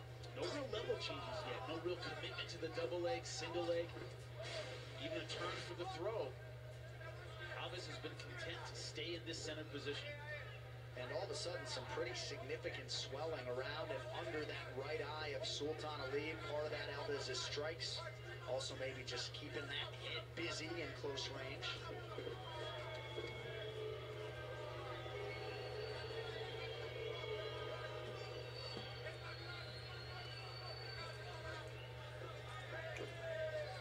Alves once again able to work Sultan Ali's back to the fence. Osiris Maya very close to separating the fighters here, but Alves does continue to work, gets an underhook now. Look how bad the swelling under that eye has gotten in the last few seconds. That's really bad. It's really starting affecting his vision on that right side. Nice. Nice job by Warley Alves to get right back to his feet. Thought about the guillotine briefly, thought better of it. So that strikes wide advantage for the Brazilian Alves.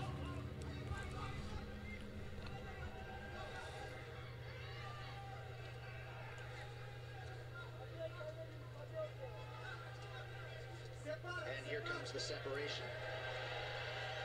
No surprise, the Rio crowd likes that decision from Osiris Maya. It's been a fucking clinch. I'm glad the referees are finally, taking some kind of lead of this, these fights with all this clinching. It's been so much clinching tonight, man. Crazy. Like everybody want to clinch. Ain't nothing wrong with clinching, but do something. It's like Hug City. Fuck it. I ain't call it clinch. They've been hugging all night. Hug City. Seriously.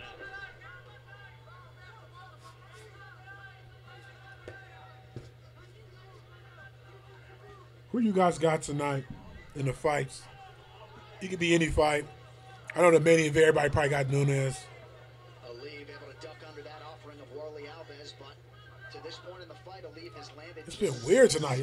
I don't know if it's the air in Brazil or whatever, but it's like a lot of guys are hesitant to bang, and it's a lot of clinching. It's like I'm watching a fucking boxing fight. It's crazy tonight. And I mean, like, hug them and don't do anything clinching. Like Stipe holding Nagano, what you call him, fucking Francis Nagano holding. Like that type of holding all night. The last fight, like I said, was like that, but at the same time, they was doing some action. Short left, not a lot on it, but right on the bone. Ooh, another good one, but that eye is an absolute mess. You're doing very well. Your punches are quick. I just want you to land your hands. Use your hand and your body. Every time he measures with his hand, try to hit him with the backhand. One more. Since my wife left, I had nobody assist me when I need to get a beverage or something. So I'll probably take a couple breaks just to get something I need to grab for a quick refill of some water or something like that, or a snack. So I pretty much loaded up on my snack. Long-time UFC cut man doing the best he can. There's some sort of conversation going on here, but that eye is in rough shape. That might be fight stopping bad. Yeah. Eye is nearly closed. And that is it. So by virtue of the damage done in that second round, Wow. Warley Alves, your winner by TKO tonight, right decision. I think that's an excellent call. When we saw that on a close-up, that looks really bad. Could be fractured orbital, who knows, but he certainly cannot see and intelligently defend himself. Wow. So Not the easiest guy to fight here tonight. Warley Alves Rolly Alvarez won by technical knockout because fucking Sultan Ali's eye looked like a fucking, I don't know, like somebody ejected their ball inside his eye. That's the shot that started it all. Short little left, right over the top, right on the bone. And once you have that target, what do? You go after, you try to hit it. That was the end of the round. Beautiful stuff, targeting that right eye. Man, looking at that, that's a tough one. Hopefully there's no serious internal damage. He can come back soon because that was a bad shot. Right. And not sure if Sultan Ali told the cut man or the doctor that he was unable to see out of that eye, but that was only going to get worse with Warlley Alves's pressure seemingly in round 3. And that's a big win for Warlley Alves tonight. He moves to 6-2 in the UFC, second straight overall, and he has regained the momentum that he had after the Colby Covington win a few years back. Now to make it official, we go back inside to Bruce Buffer. Ladies and gentlemen, at the end of round number 2, on the doctor's advice, the winner declared by TKO, Warlley Alves.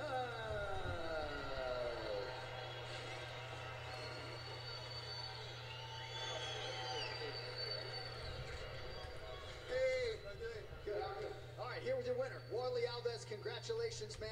I thought you fought a really smart, calculated fight here tonight. Overall, A lot of clinching and a lucky TKO decision because my eye got swollen.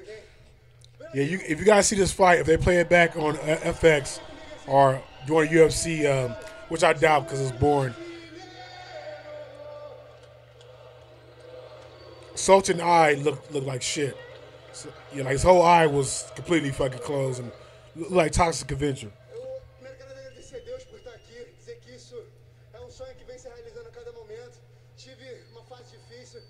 Eu sei que Deus, Ele faz nova todas as coisas. Eu estou aqui e vim representar cada um de vocês aqui.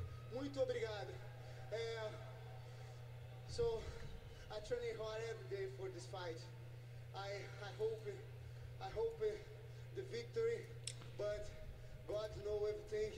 I say thank you for my coach, thank you for my family in Nogueira, thank you for everybody help me in the camp. So, e para fechar, queria dizer uma coisa. Lula, livre de toda mordomia. Bandido tem que estar na cadeia. Você está na cadeia e vai passar o resto da vida lá. É melhor já isso. He's like so excited that he won. Well, he did close his eyes, so that's why he won. But he like he really like beat his ass.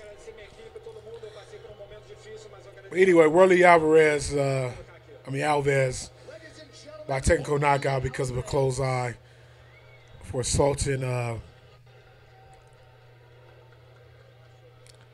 Anyway, I'm going to take like a 2-minute break to set up for FX prelims. This prelims right here is going to continue.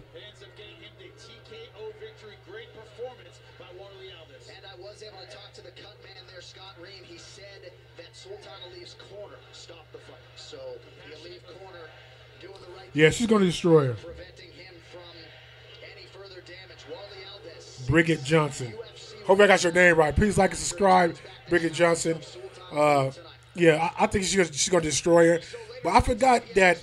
Let me turn this down a little bit. I forgot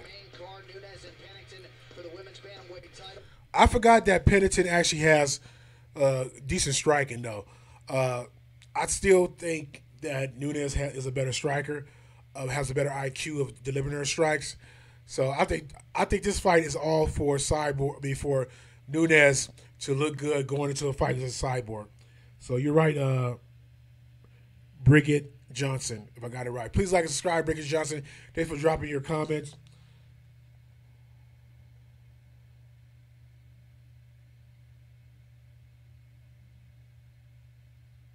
Yeah. I didn't care for that. I think I was wondering, like, I was like, who made that for her? But I think the mask she wore the first time in the weigh-ins is the same mask, but she's cut out the face. Probably because the UFC didn't like that she had her face covered or whatever. But like without the face, it looks funny. Yeah, like the airs, it looks too pale to be a lion. I think she needs to either get one made, customized, or get it colored up a little bit and get rid of the fucking extra layer of as you will say, goat skin around the hair because it looks funny. But I think it's the same ass she has before, but she's cut a hole in the middle of it. And probably just had somebody customize the strap around it because first it was a mask. That's what I think she did. I was thinking the same thing too. But anyway, thanks for dropping in those comments, Bridget Johnson. And please like and subscribe so we get to 1,000. Show the love. Right now, I'm going to take a quick break so I can set up for FX and get that started so we watch those prelims and enjoy the fights. Thank you guys for tuning in.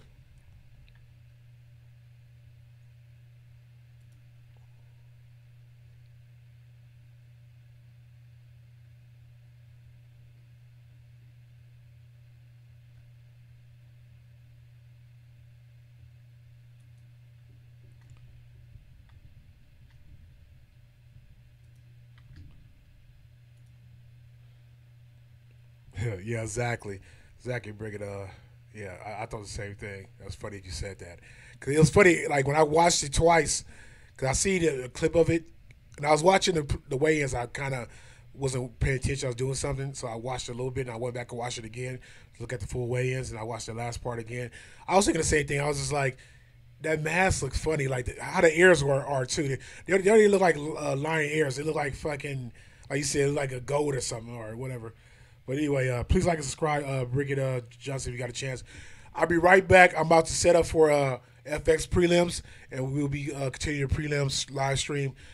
Once again, once I get done with prelims, I'm going straight off and coming right back on for the live stream for the pay-per-view. Tune in, stay tuned, like and subscribe if you're new.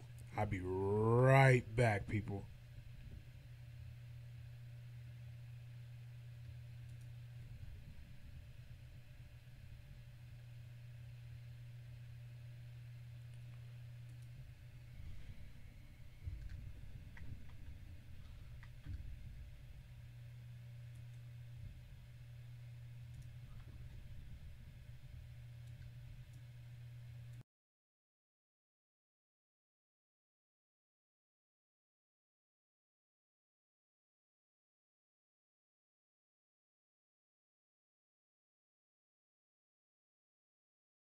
Lutar pelo cinturão peso médio do UFC.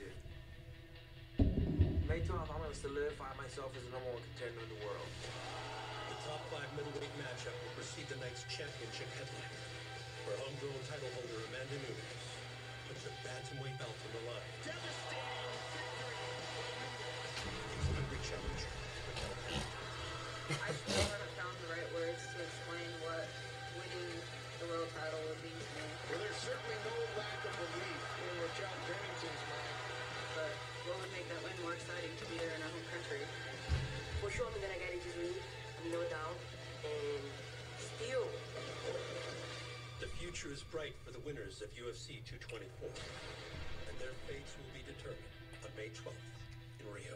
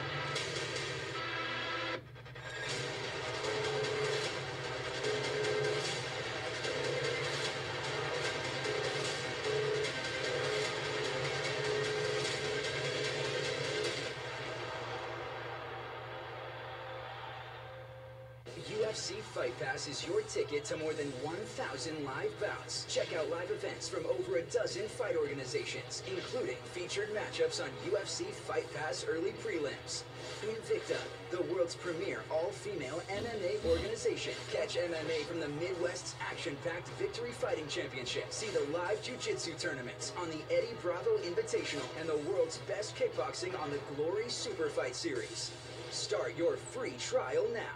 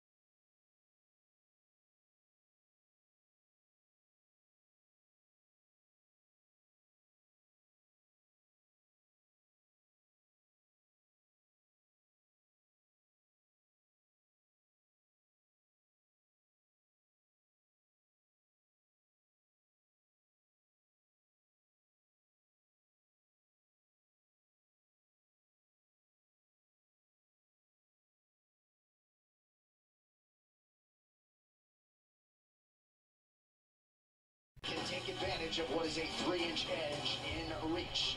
All right, now for the official introductions, the veteran voice of the Octagon, Bruce Buffer. Senhoras e senhores do Brazil, ladies and gentlemen, we are live from the Gymnastic Arena in Rio de Janeiro, Brazil, for UFC 224, Nunes versus Pennington. And now, this fight is 3 rounds in the UFC welterweight division.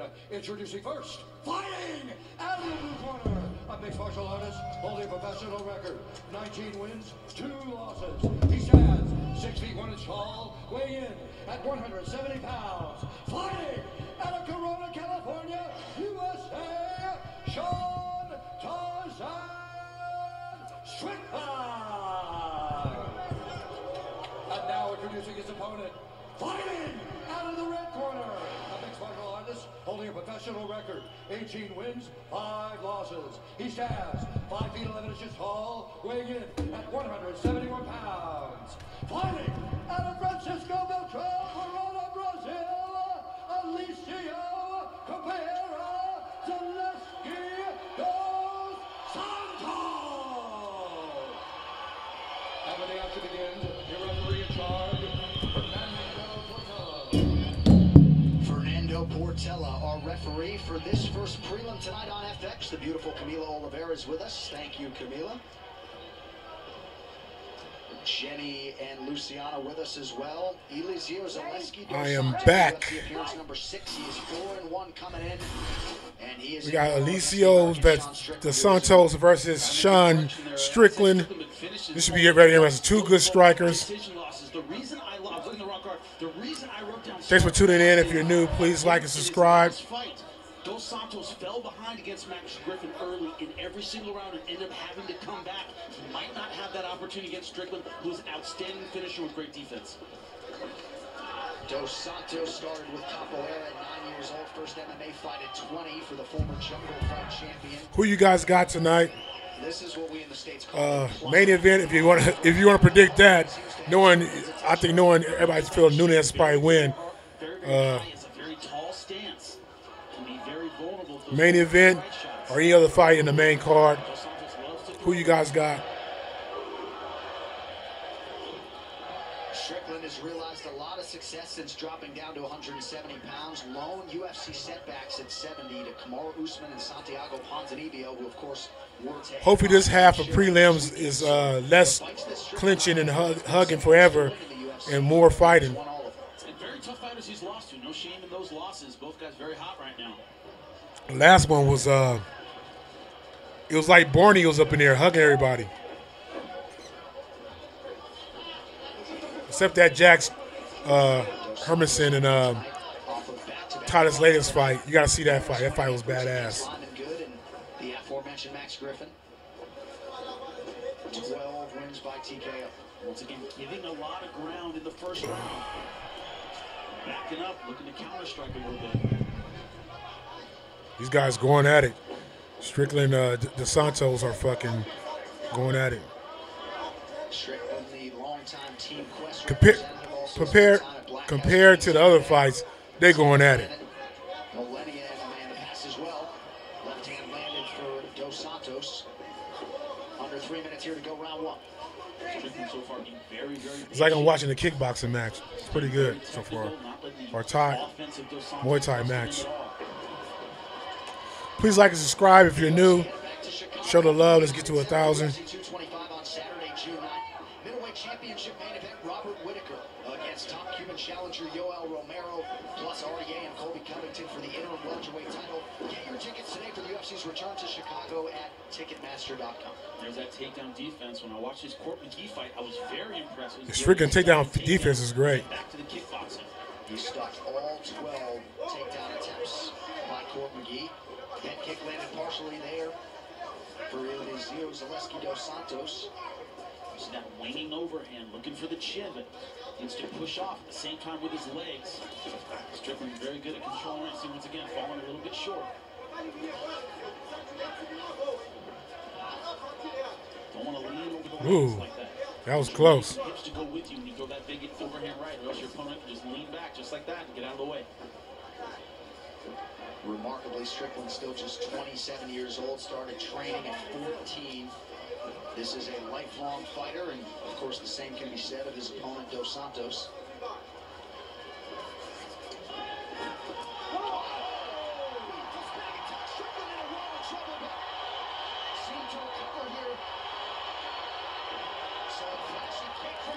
Wow. Wow. Wow.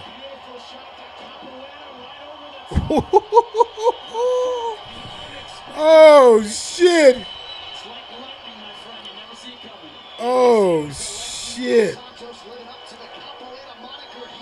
Oh, shit.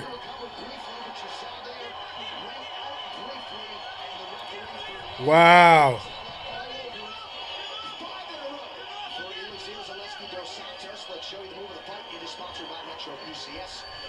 Strickland got knocked the fuck out. Strickland got knocked the fuck out. If anybody remember Araya Faber, Raya Hall, spin kick, knockout, that's what just happened. That's what just happened. That's what just happened. If anybody see a Raya Hall spin kick, knockout on Tough Enough, sorry, not Tough Enough, UFC Ultimate Fighter, which is called Tough, years ago, it was pretty much that, and then bow, bow, bow, hammer fist galore. Wow. Wow. UFC heavyweight champion Wow. Stipe Miocic fights for more than just a gold belt. Wow. Yeah, so that happened. Dos Santos by KO, first round on Strickland. And he didn't see it coming. It was just a roundhouse kick he didn't see coming at all. He never saw it coming, man. Never saw it coming. Crazy. But anyway, please like and subscribe if you're new. If you guys saw that knockout, you know what I'm talking about. That was a motherfucking knockout. So Strickland on a losing streak again. Well, he really wasn't a losing streak before, but ever since he's changed weight classes, he's been doing better. But yeah, after that knockout, I think he's gonna have to go back to the drawing board because that was something deep right there. Yeah, he got Uriah Hall. Good job for Alizu. I don't know how to pronounce it. Alizu Dos Santos. Dos Santos Jr. I'm gonna call him that. Good luck. Good shit.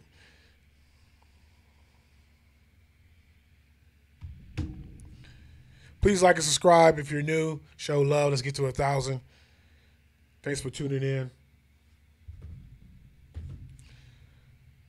Oh, I can't wait to see that fight right there. That's gonna be good. Maya and Usman.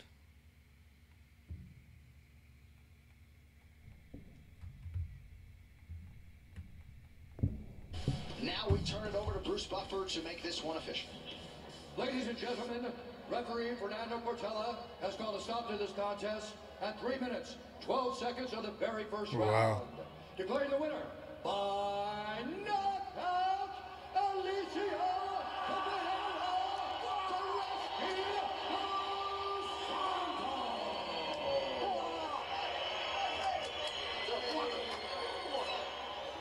All right, here with your winner, 5 in a row now, Eliseo Zaleski dos Santos. Congratulations on the highlight reel knockout here tonight. Your thoughts on this performance? 5 vitórias seguidas. Parabéns pelo nocaute. O que você achou da sua performance? Bom, primeiramente, obrigado. Quero agradecer a Deus, a Nossa Senhora, por essa bênção, por estar mais uma vez lutando. Eu acho que é muito importante também. Honestly, Biggie Johnson, I hope I'm saying your name right. I actually thought Strickland was going to win that fight. I mean, I knew Santos could win it, but I thought I had more. I had more of my chips on Strickland. It was one of those kicks that it was so fast and unpredictable. You didn't see it happening. But if Strickland would put his hand up, ooh, it was just nice. It was kind of like an overhand. It was like it went under Strickland's arm, went over Strickland's arm and just went straight to his head. Right when Strickland was striking, he just turned around real quick and dodged the strike and came with the kick. It was badass. It was badass.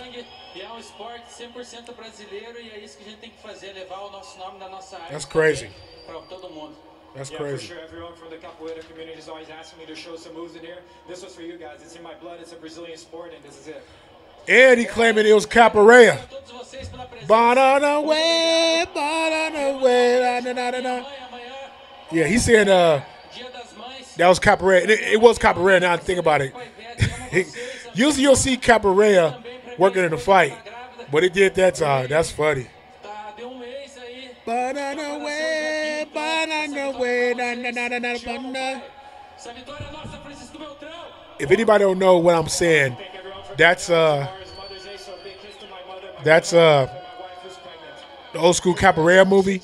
That was that music. Banana way.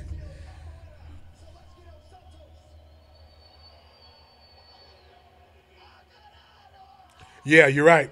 He totally dropped his hands right there. But what I think he thought when he I gotta go back and watch it. I think he was jabbing him or something like that. I thought when he thought he was jabbing him, he was turning away. But instead of really turning away, he was actually going for that kick. And he was lowering down for that kick. Hold on, it's showing it again. Oh, yeah. Yeah, I don't know how you see that coming. Like usually regular kicks like that you can block, but I guess the how way he moved, he wasn't. I don't know. It's weird, but he got caught. At the end of the day, he got caught. Right on for the interaction, Bridget Johnson. Please like and subscribe if you could. I appreciate it. For you, I'd like to see you come back and let's do this all the time.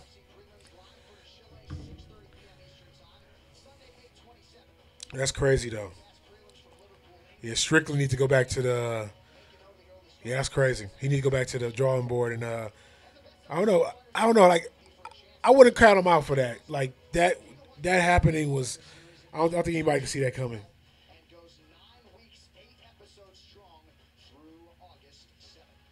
Maybe, but like you said, he put his hands down for a reason. Like I don't think he put his hands down, not taking him serious. He put his hands down. I think about to do something himself, or like I don't know. It was weird. Oh, that's what it probably was. He was trying to avoid a takedown. He was trying to avoid a takedown. Because like he the whole fight he's going for trying to go for takedowns. So I think he thought when he dipped like that, he probably trying to transition for a takedown. That's probably what it was. It had to be something like that. That's the only sense I can make of it.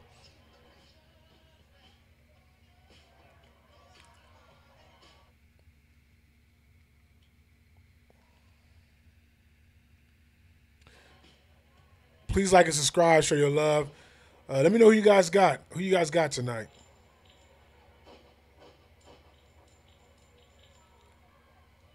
Just when you thought we'd eradicated Taco Bell's naked chicken chalupa, it's back with a vengeance, along with a spicy new Wilder version. So when it comes to Taco Bell, who you guys got tonight? Show your love. Let me know.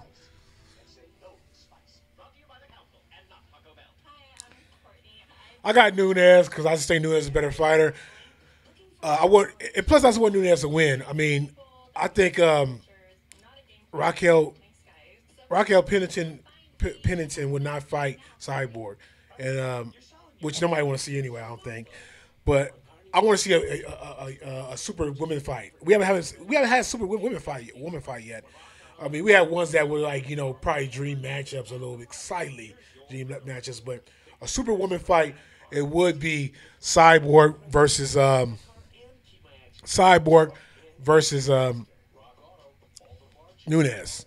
So if Nunes wins, she's definitely fighting Cyborg. This whole thing with Cyborg and Pennington is for Pennington to make Nunes look good going to Cyborg fight.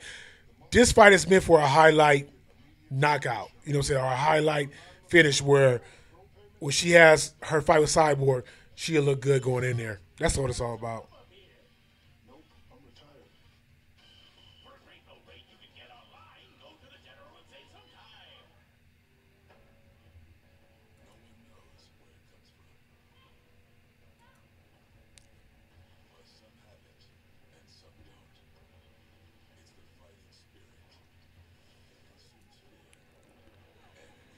Please like and subscribe if you're new. Show love. Let's get it to 1,000 people. Let's get this channel to 1,000 plus. 1,000 be good enough, but plus be all good too. After this, when I go off, I'm going to watch the pay-per-view next, Right now I'm watching prelims. I will be watching the pay-per-view after the prelims are over. So please just tune in. So please just tune in for the rest of the prelims. Once I go off for the prelims live stream, when I come back on for the pay-per-view live stream, just subscribe and hit the notification bell right now while you got a chance. So once I come in live for pay-per-view, you're right there ready to watch it with me. Welcome to the Man's Den, Tetsu Talk.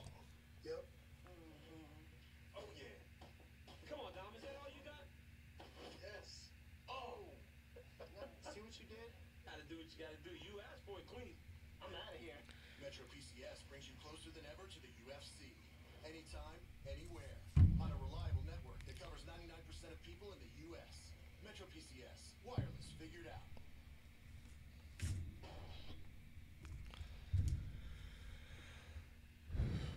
Everybody's tuning in. Who you got tonight?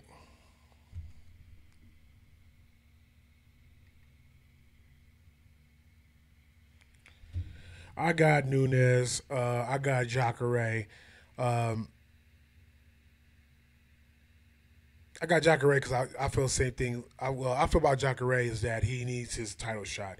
He's been in UFC for quite a while, to a point he should have been got a title shot even before his hiccup with Whitaker. I think that fight Whitaker. I don't know. I think it was such a moment for him to have an opportunity that he ended up being nervous. That's why he kind of was hesitant in that fight. He was very hesitant in that fight. So that's what I took from that fight. I guess that fight ended too quick because now they're showing countdown highlights or embedded highlights right now.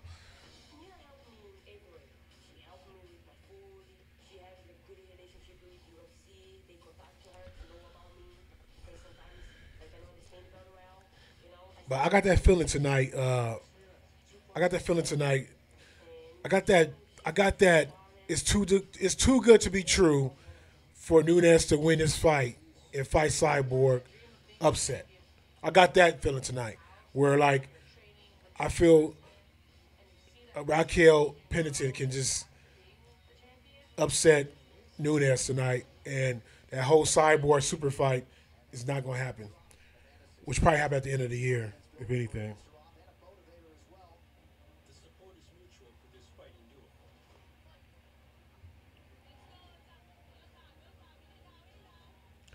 Bridget Johnson. Hope you like to subscribe, show love.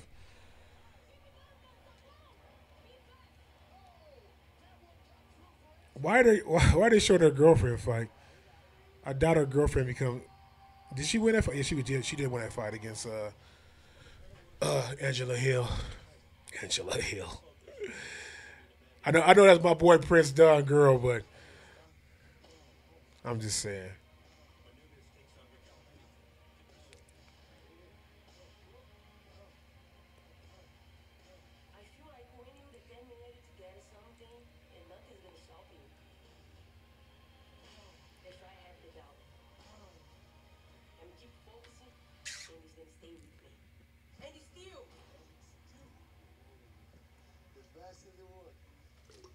Well, no overstating just how stabilizing a force to answer off has been for Amanda Nunes on this run, and she comes in tonight as Nunes, the owner of two of the four fastest finishes among all women in the combined history of Strikeforce in the UFC, and really not unlike Ronda Rousey, who you see three times there. Nunes usually is on the attack really right out of the chute. Yeah, and it's one of those things where a lot of fighters, you see them, they win the belt. Just in Strikeforce? I know. That's right. She was in Strikeforce. I didn't know that. I forgot about that. Fired up to defend her belt, just as fired up as she was to win it. That hunger, that energy is with her every time she steps in. Yeah, who was Hani fighting again? I forgot who he's fighting. And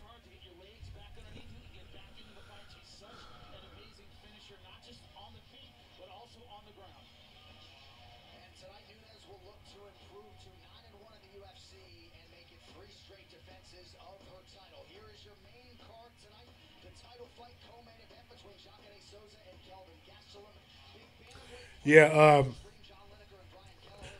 the next fight is Hines. I forgot who he's fighting, but I actually think I got the other guy. I think I picked the other guy.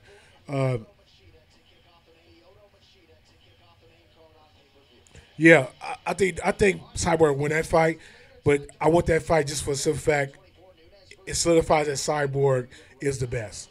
Because Nunes, is the second best. I mean, we're the first best in some people's eyes, I guess. I don't know. I mean, casual fans, but I know who's the best. So I would like to see Nunes actually be the one actually fight Cyborg so Cyborg can solidify her throne. I want to see Cyborg actually solidify her throne. Um, yeah, I think Ramos probably gets this fight. I don't know. I think Hines depend on his ground game takedowns, but I think Ramos is pretty good everywhere. I don't know. He can go either way. Put it like that. I think. But yeah, I think Cyborg is going to knock her out if they fight. Like Cyborg fought even a more elite striker, even more elite striker in uh Holly Holmes, and she knew what to do. Like she was thrown off guard for a little bit. Holly Holmes got such technical, accurate striking, but Cyborg is so good at fighting, been doing so long that she knew how to adapt, and she just kept putting pressure, taking shots, doing pressure. So I think she would get her.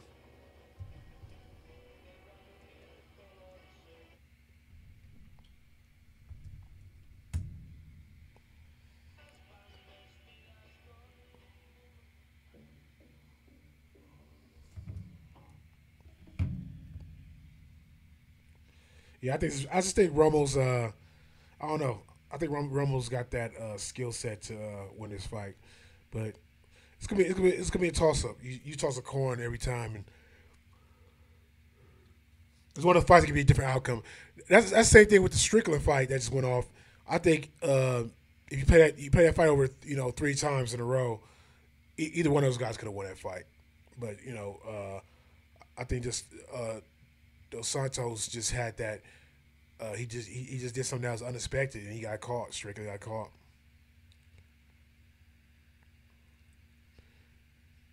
Hope you liked and subscribe, Brigitte. Don't like to harass my viewers, but just if you're like a cool cat, you know your stuff.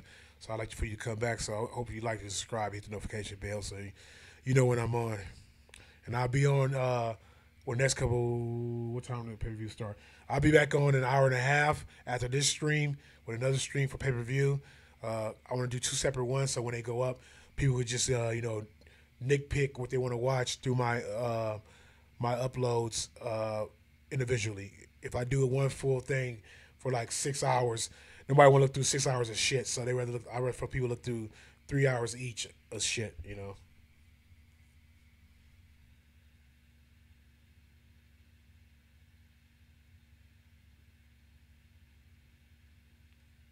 Yeah, but the thing about it too, what I gotta say about the thing about Holly, she got better footwork than Nunez.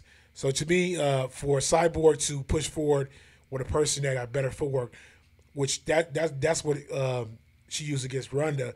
Ronda's lack of striking with good footwork fighter. Uh, for Cyborg to box Holly in and connect as much as she did was impressive because Holly's not an easy is not an easy person. Holly's not an easy person to box in.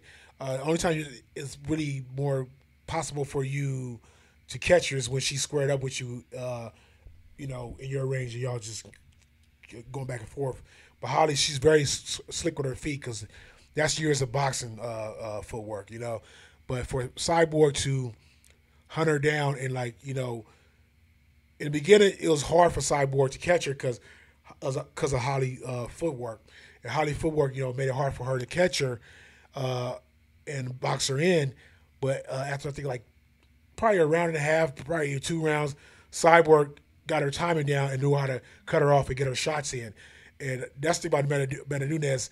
Her footwork is not bad, but it's not at Holly Holmes level. That's why I think Cyborg definitely have no problem connecting with Nunes in exchange. So it'd be very interesting.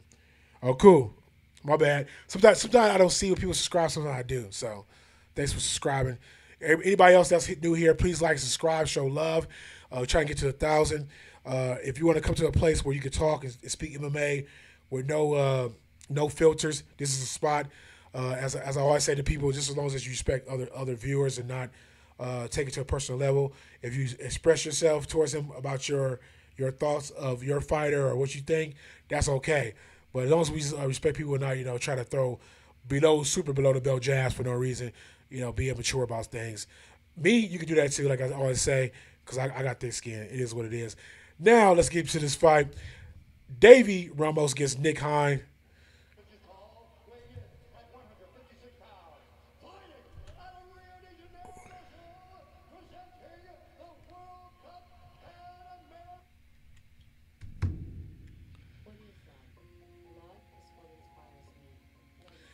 I think Rumble's going to get him. That's just my opinion.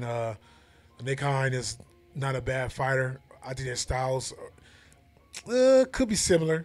Would like to take it to the ground, but stand up is an option that they're not too scared of, too afraid of. So we'll see.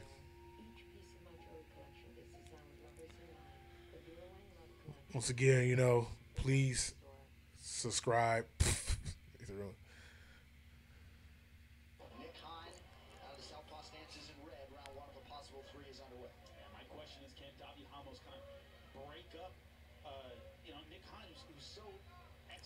I can see Ramos.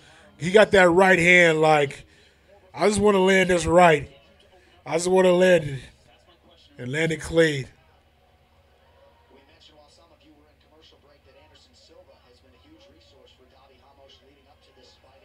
Uh-oh. If my boy Anderson Silva behind him, I definitely got to be behind him. I'm an Anderson Silva mark. Ooh. I don't like Hine's stance. It looks very awkward. It looks like if he needs to back up, he can't. Has very good hands. Would figure to have the power advantage here tonight against Nick Hine.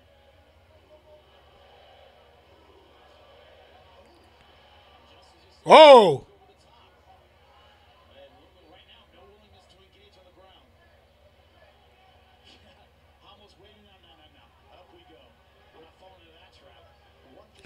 Yeah, he's ready to. He got that Dan Henderson. He got like Dan Henderson. He got that Dan Henderson mentality.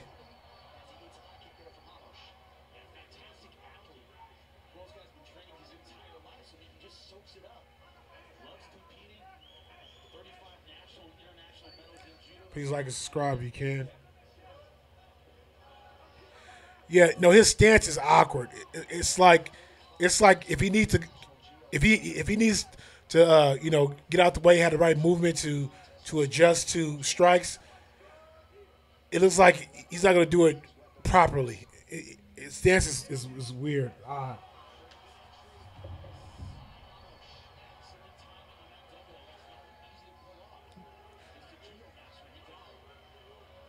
See, Hines like to go down to the ground too. So this be interesting to see how this ground game plays out. Jack Hermanson was not afraid to stay on the ground, so it was surprising to see him, not have a problem being on the ground with Talos latest. That was crazy.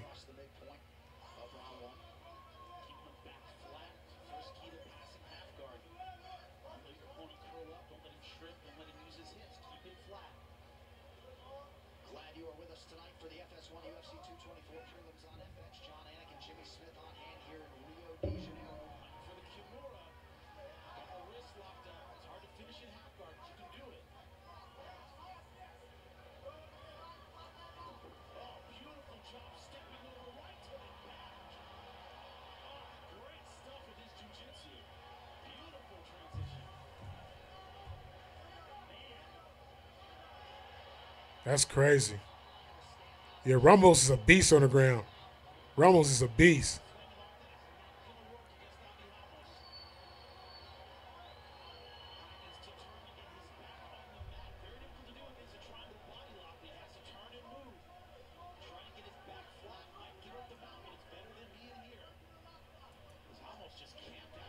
Ramos is a beast on the ground.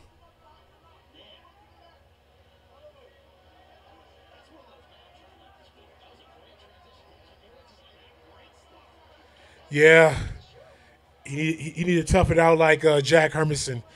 Jack Hermanson was a beast.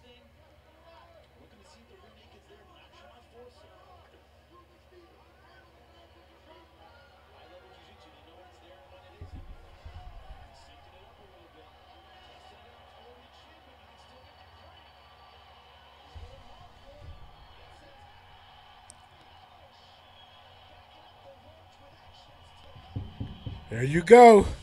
There you go.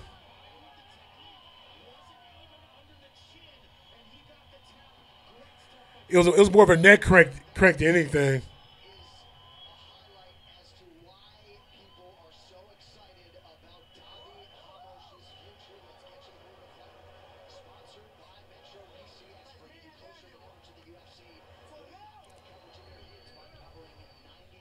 Yeah, yeah. Like I feel like he's a better. He had got better ground game.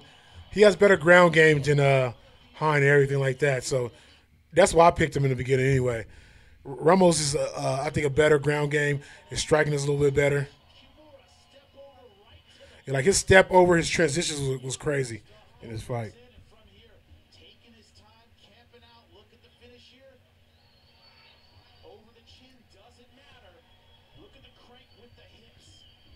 It was night, night, night, night. It was night, night for Hine.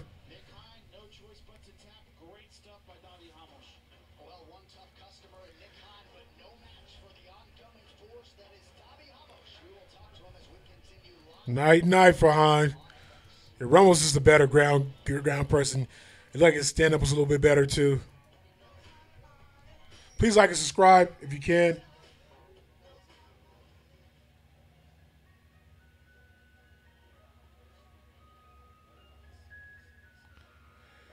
Yeah, you know what? I got I don't know how to pronounce the name. Olenek. I got Olenek next too. Olenek is how do I say it? Who he's fighting next? Who's Olenek fighting next? Let me see. Who Olenek fighting next? Olenek is fighting.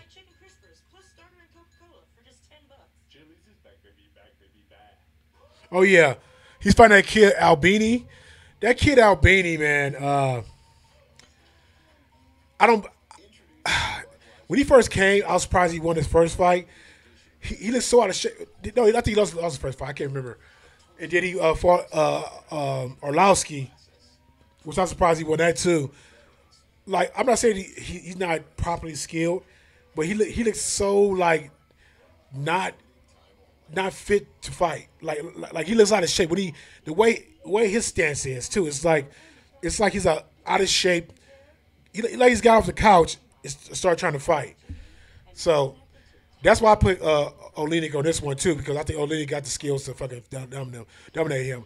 Orlowski should have had the skills to dominate him too, but Orlowski he's still old school. He takes his time. He's very his style is old school. It's too slow paced. So I can see why this kid got him last time. But yeah, I don't get why this kid keep winning. Well, it's just crazy. But yeah, I got homeboy on this one. I totally got homeboy on this one.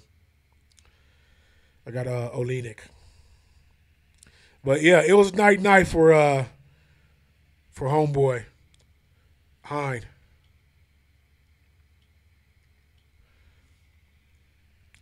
If you haven't yet and you're new, please like and subscribe, show love. Appreciate you guys tuning in.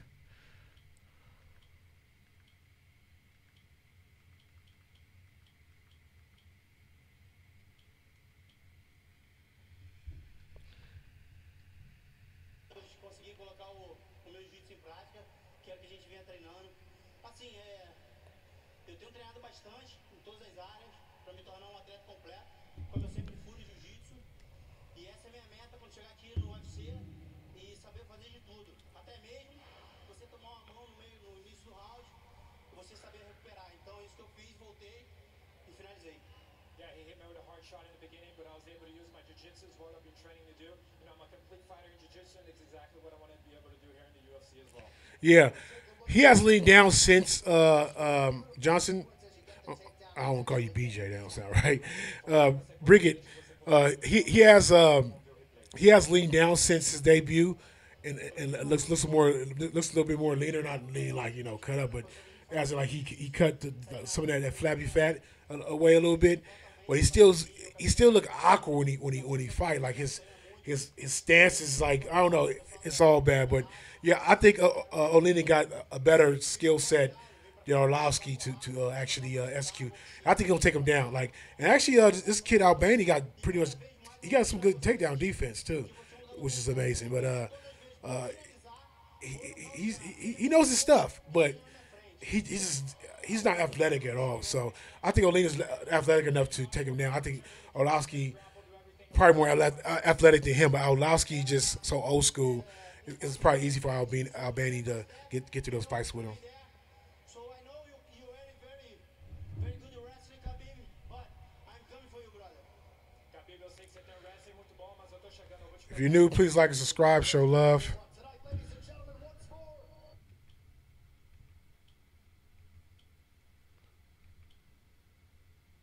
Show love.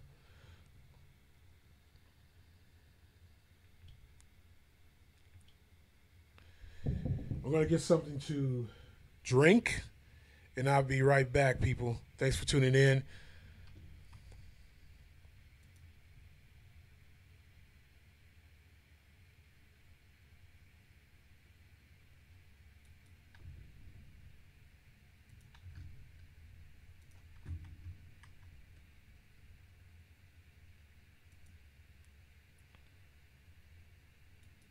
Thank you guys for tuning in. I'm about to take a brief, like 1 minute break, so I can go get some something to drink.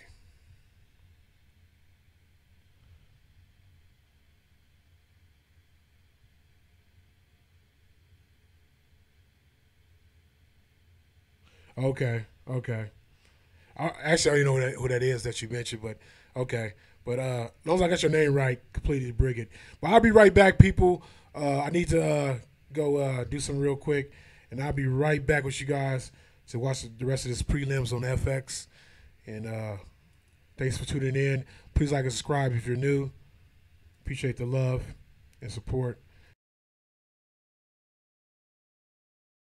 Let's try to get to 1,000 people.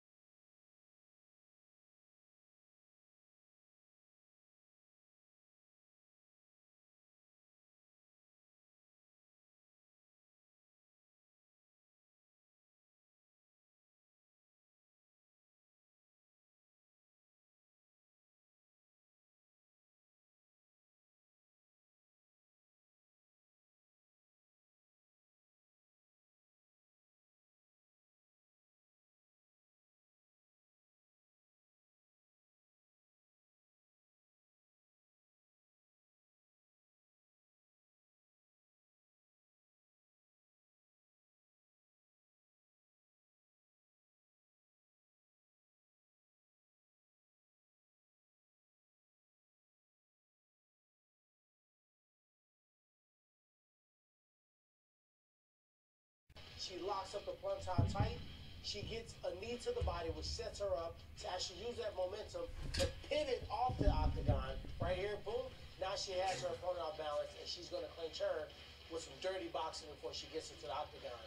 This right here is a knee to the body. Bad mistake by her because it set the wrestler to actually get taken down herself. She locks up the double leg, picks her up, plants her right on her back, hook the legs, and this was the beginning of the end.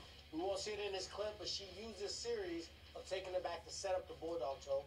We got the finish. And what's interesting about it, too, is we actually haven't seen Rocky fight since 2016. She's had some injuries. She could be a completely different and more evolved fighter tonight. I expect a great fight between her and Amanda. We are going to turn our attention now, though, to the next prelim. Dominic, in its top 15 heavyweight action when 40-year-old Alexei Oleinik takes on junior baby Albini. Yeah, what's interesting about this is Oleinik has never taken a whole lot of damage in any of his fights. I think that's why he's got 40 fights and he's the age he is. I mean, the guy fights extremely smart. He's very durable, obviously, but he can submit you. If you grab a hold of this man, he will rip something off of your body or choke you. On the other hand, Albini, extremely athletic, good in and out movement, good footwork for a giant man. And that is very hard to find somebody that moves as well as Albini. And I found it interesting you saw the diaper he had on. You try to act like you don't want to say anything about it. Baby in the diaper. It's deceiving. You know, it's deceiving his build, the way he looks. You don't assume that he's going to be so well-rounded and coming after you. But he's fighting a person that's going into his 65th professional fight. I think that experience and the fact that he's still smiling, still having a good time, makes him extremely dangerous. He's dangerous, but he's the underdog at a plus 130. Junior baby Albini, diaper or no diaper, that man's the favorite at a minus 1. Hands on the fast. Coming up next, it is Russia's Alexei Oleinik versus Brazil's Albini. Stay with us here on FX.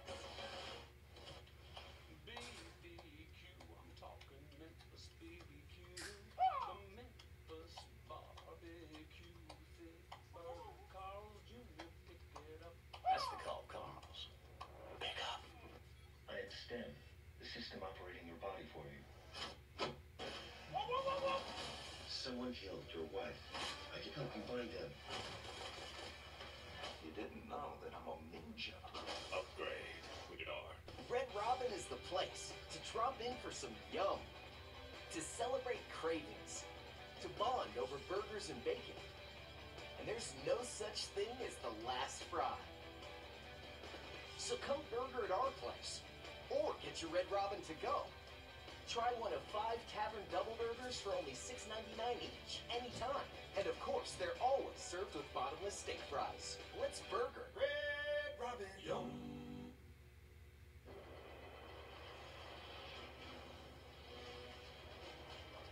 It's not just the ships, the armor, or the aircraft.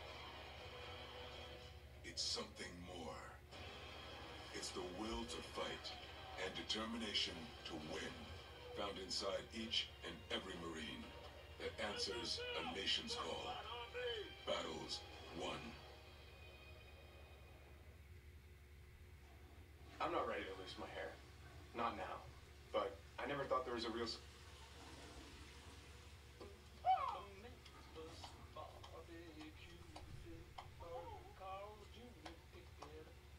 That's the call, Carlos.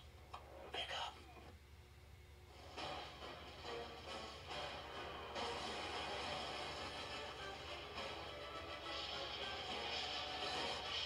Well, there are few better backdrops for a live mixed martial arts event than Rio de Janeiro, Brazil. Tonight, welcoming the UFC for the 9th time in company history. And as usual, we have stacked the deck with local superstars.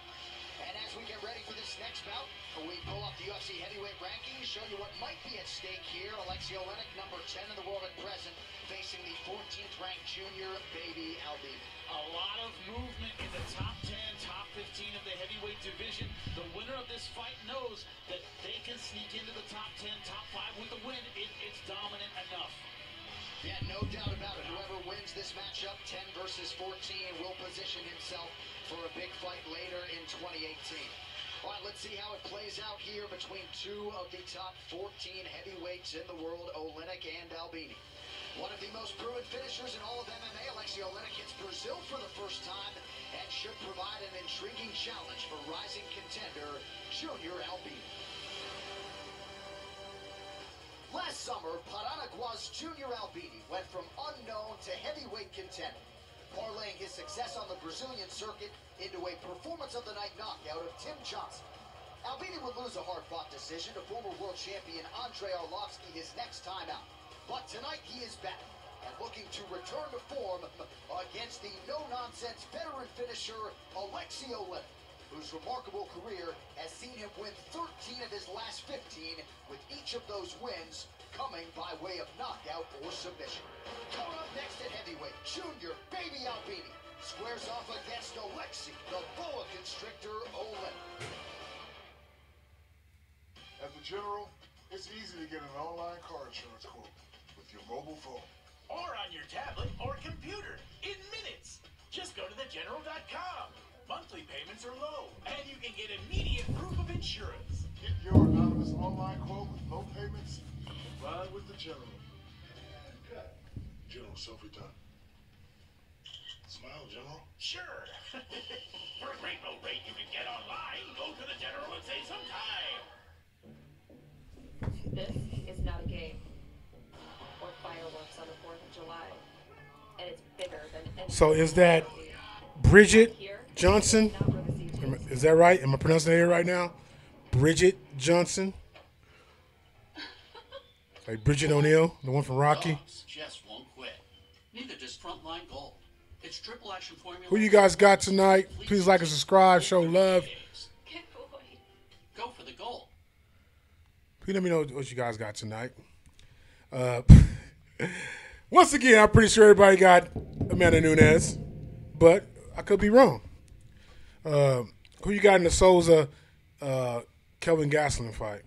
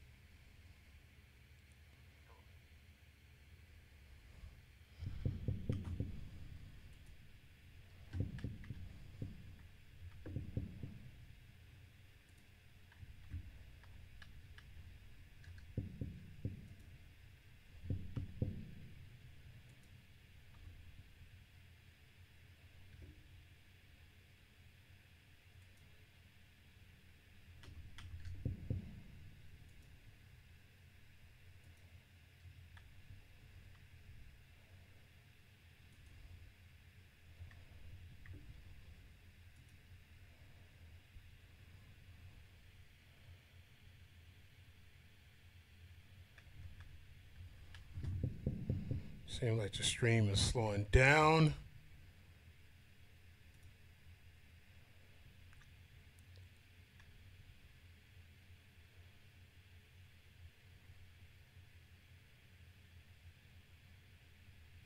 Sorry about the stream slowing down for you guys. I saw this kind of buffering. That was weird. So let me do a couple technical things to try to hopefully get this back to not having these issues. Let's see what's going on here.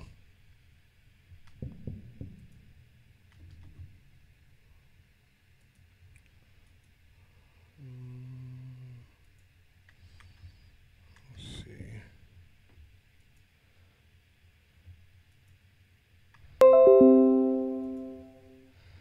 Maybe that'll help a little bit. I did a little some hopefully help with the. So hopefully we won't go back to any buffering. Never had that happen before, so. But anyway, who do you guys got tonight? Do you guys got? I'm not gonna keep asking about the main event because everybody probably got the same person as I said before. Martin Bain, you got Gastelum? Yeah, it's hard to predict. It's hard to predict, dude. Martin Bain, it's hard to predict, Martin. I feel with you. I feel with you. I feel you. It's one of those fights. It can go either way, but Jacare should get it. I got a Jacare. I want Jacare to win because I think Jacare, he been deserved a title shot. Please like and subscribe, Martin. Appreciate the comment for jumping into chat. Please like and subscribe and show the love. Trying to get to 1,000. Let's make it happen. Let's make it happen. Thankfully, his daughter Paulina Olenek was okay. All right, now for the official introductions, we turn it over to Bruce Buffer. Ladies and gentlemen, this fight is 3 rounds in the UFC heavyweight division. Introducing first, fighting out of the blue corner, a striker holding a professional record, 14 wins, 3 losses. I heard Willie say during the break that he it's hard to pick. It's hard to pick. I mean, even me, I got a fantasy league, and I was like, damn, but Gaston could catch him, but I don't think Gaston can get with him on the ground. But I was thinking, damn, shit, Gaston could probably catch him. So yeah, I was thinking the same thing too. So it's hard to predict, knowing either guy got a chance.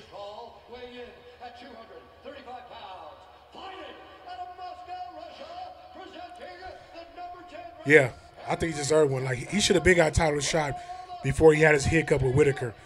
I don't know why UFC held him back for so long for not getting a title shot. Right on, Martin. Yeah, good convo. Please like and subscribe, everybody, if you're new. Show love. Yeah, Beanie, Willie said during break that he's athletic. I ain't gonna lie, he does get his leg and shit up there, but he just looks like unathletic. It's crazy. He lost a lot of weight though. Before he was really out of shape. I've trained with Olenek myself. He goes for that Ezekiel Ooh. over and over. And that's his go-to move. He used it last time against Victor Pesta. One while he was mounted.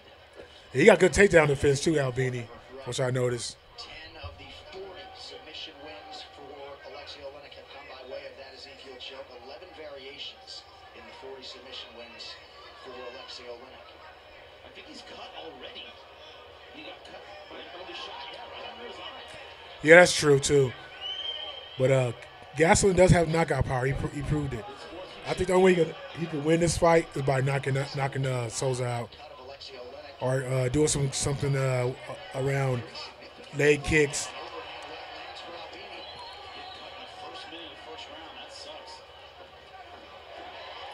Yeah, like leg kicks to keep him back, and then probably try to knock him out. This fucking kid Albini knows his shit.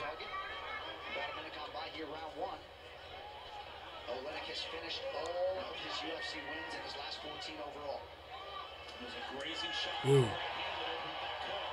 like an open-handed strike from Albini, followed it up with an uppercut. And now a cut on the other side for Alexei Olenek. He's going Ezekiel again. Looks like he's going to try for it. He's going to try and fit that left hand right on the throat. Only in half guard, but he'll go for it anyway. He's trying it. Damn, he got it again. That was sick.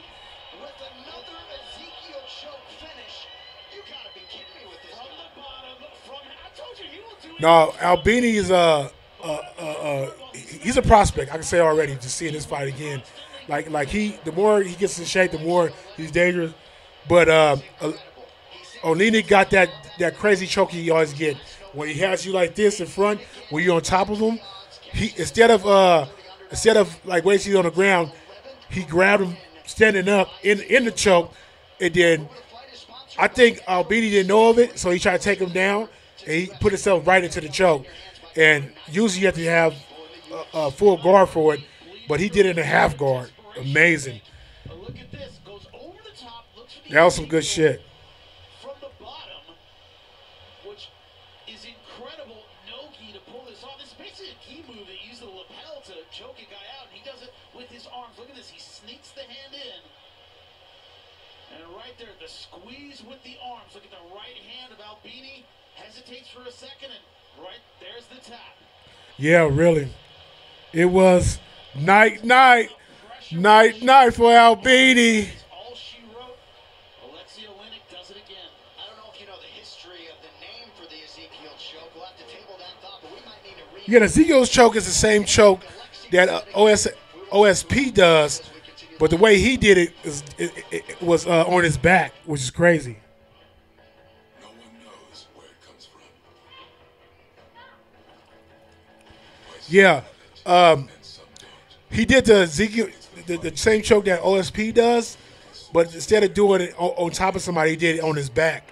I mean, he did it from his back, which is crazy. Which is crazy. Yeah, it was night. Night Albany. Night.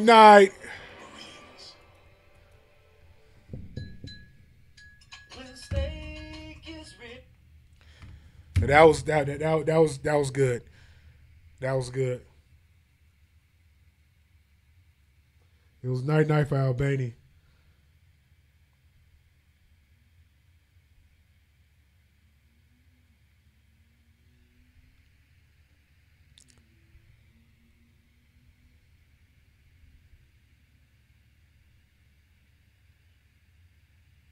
And the cells are very unique.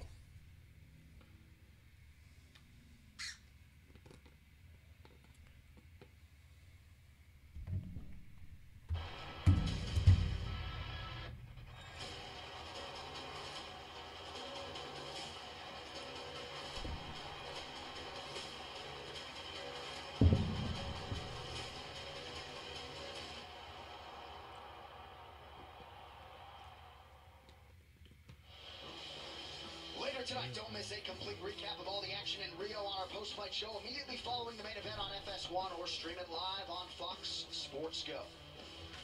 All right, now to make this one official, we turn it over to Bruce Buffer. Buff.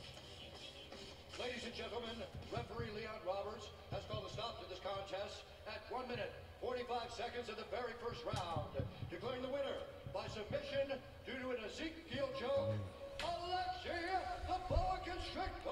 That was badass. That choke. To do it on his back is badass. To do it on top, still, I love that choke. It's unique, but to do it from the bottom is crazy. And he was getting toe up too. That's why he's like, let me get down on the ground because he busted me up standing on his feet.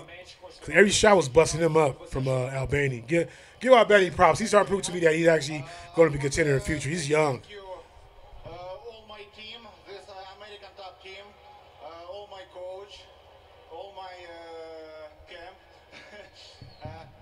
Obrigado Brazil, obrigado Junior Albania, obrigado Rio. Thank you very much.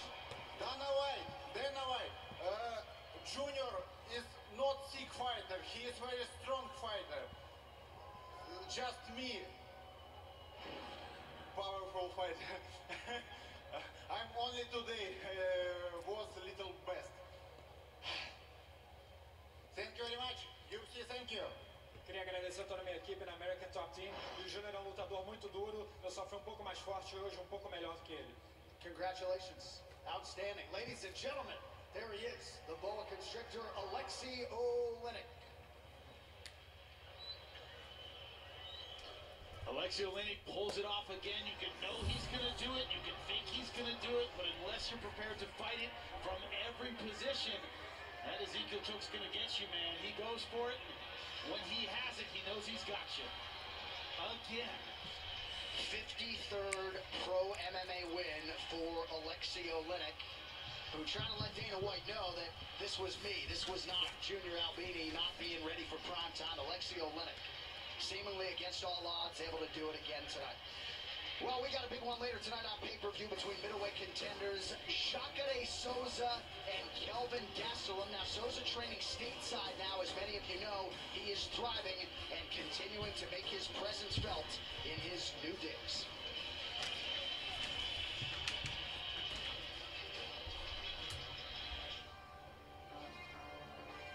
In Central Florida, we have an array of coaches. I heard you saying Bridget, but I hope I got it right. Bridget.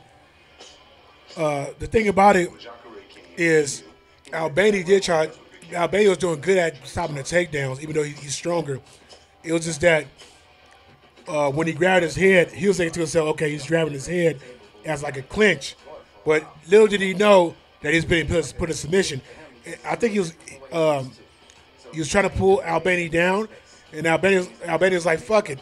I'll go down with you because I got upper hand on top of you, but not knowing he put himself deeper in a submission, which is crazy because the choke that OSP does, like he did, is usually seen on the top, not somebody back. Yeah, like you're right. He got way more experience in fights. That's why I picked him too. I felt like Albany can't do nothing but try to knock him out. I feel like Olenek had little bit too much experience to know what's coming towards him other than a punch, and that's what happened.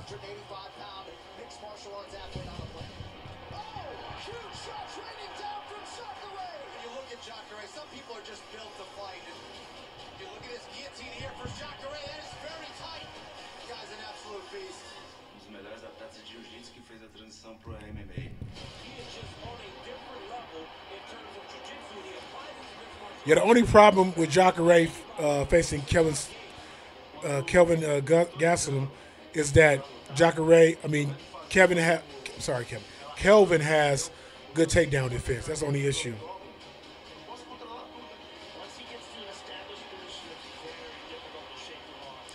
I got your name right, Knight. Right? It's Bridget, right? It's Bridget, right, Johnson? I got it right. Like Bridget Nielsen from Rocky.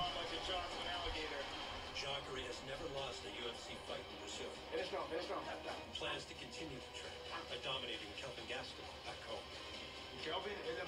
And see, Kelvin is anticipating, looking forward to seeing, is looking for the takedown. So it's easy for Kevin just to wait for the takedown, which I think happened to Brunson. He was so fixated on the takedown that he didn't see Jacare actually going for a clean shot and knocking him out. Jacare has knockout hands. All right, cool. I'm glad I got it right. Anybody else on here that's new, please like and subscribe. Show love. We're trying to get to 1,000.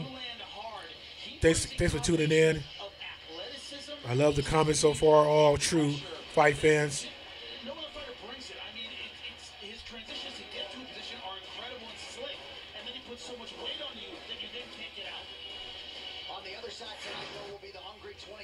Kelvin Gastelum, and he believes a finish tonight is going to put him exactly where he wants to be. And I completely agree. He has the skills to do it. I mean, how many fighters come up from 170 pounds and are knocking guys out at 185 with one shot, coming off a knockout win over Michael Bisping, the former champion? He believes he can lay out anyone at 185, and he's right. If he lands, especially in close. Yeah, I think Kelvin can catch him. That's the only thing. Loves competing here in Brazil. I think they got a soft spot for him. You saw a nice reaction to Kelvin Gastelum yesterday at the weigh-in. Outstanding main card coming your way 10 p.m. Eastern tonight on pay-per-view. Bottom of your screen, first fighters out of the chute, Vitor Belfort and Lyoto Machida. Hard to believe they haven't fought before. Lineker and Kelleher in a big one at 135 pounds. Mackenzie Dern returns against Amanda Bobby Cooper. Souza and Gastelum all leading up to the UFC Women's Bantamweight Championship between Amanda Nunes and Raquel Pennington. Who you guys got tonight? In any of the fights, just any fight. Oh, so they're showing a repeat. So people that did not see Fight Pass get to watch Marcus Perez repeat. Marcus Perez. Do you guys want a spoiler? Or I mean, y'all probably can see it online. Marcus Perez gets a submission.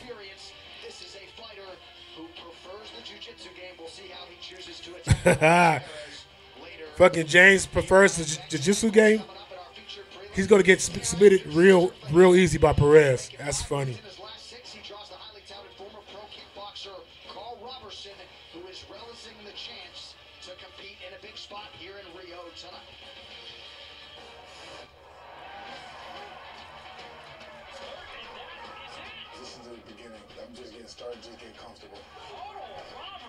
This is a huge opportunity for me getting into the top 15 pretty quick and open up way more doors for me.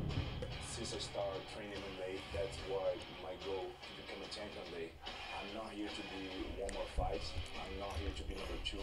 I'm here to be the champion. It's about the time until I get my title shot and get my belt.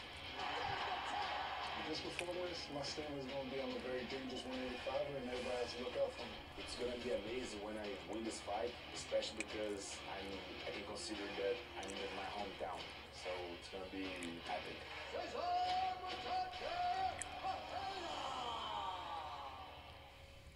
Golden Corral is on the hook with the ultimate lunch, just $6.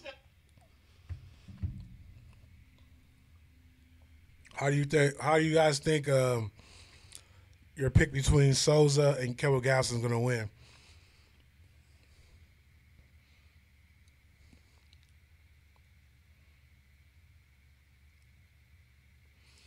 What's up with this Hotel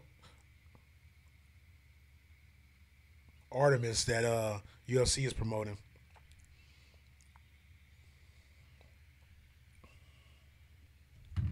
Fight fans, Amanda Nunes is a savage. She is a killer. Raquel Pennington, a very tough matchup for anybody. Two of the best in the 185-pound division. Shakare Souza. He is just on a different level. Kelvin Gastelum, my goodness, what power this young man has. UFC Bantamweight Championship fight. I cannot wait. I think Carl's going to win this fight. I think he's young. I think Ferreira's been a threat for a while for a lot of people, but he never can get past that hump. I think Carl is a lot more. He's young and I think he's young and he's a great prospect. So I think he has enough in his toolbox to go in there and fucking finish Ferreira. I think he's actually gonna finish Ferreira in this fight. Better yet, let's go bring the entire New York studio live. Let's go anytime, anywhere, with anyone who's willing. And let's go do it all. Yeah.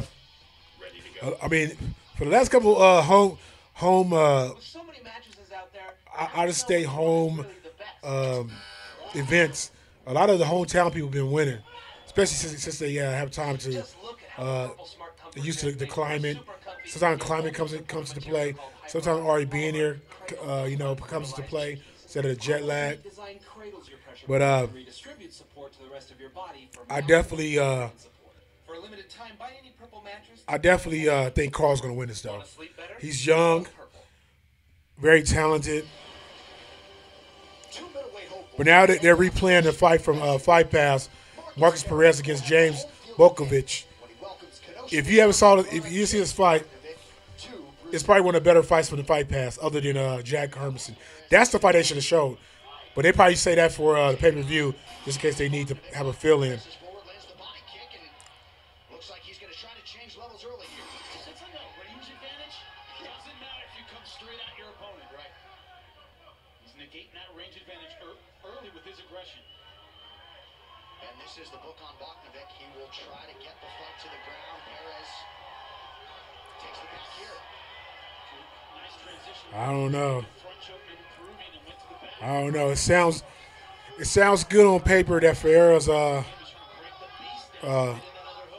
at home, but I think Carl is a new beast, and I think Carl got the movesets in the. I don't think he got. If I was him, I wouldn't take my chances on the ground with Ferreira like that. But I think he should take his chances standing up. But who knows? He probably, got the IQ of a groundsman to get it done. We'll see. But I got Carl on this one.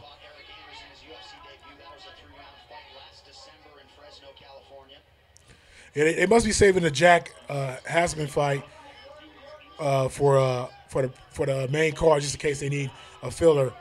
Because that fight was better than this fight right here. That fight with him and Tyler Slater was badass. Badass. Like, Jack Hermanson should get a good contender fight after this because he held out of like 4 or 5 submissions by Tyler Slater and at the end just fucking won. It's crazy. And messed his knee up. I think he tore something. Crazy. Oh, you got Souza. Okay, yeah. I got Souza too. I'm bad. I thought you said for hair, Bridget. Yeah, I got Souza too. I think Souza. I got kind of down on Souza as a performer after that Whitaker fight, but I think like watching that fight, I don't think he was himself. I think he had too much on his head or something like that. But I think he's gonna go into this fight, be patient, pick his shots. When he go for the takedown, I don't think he's dumb enough to go for it to a point where it's noticeable. I think he'll pick his shots and get his takedown. I think once he gets his takedown, it's on the popping. But I think Kelvin Gastelum's takedown defense, being a wrestler that he is very hard to take down, and he's one of the type of people that he can't get back up and get taken down. So Jacare definitely got to, if you take him down, definitely got to make sure he's secure some legs or some limbs to keep him secure.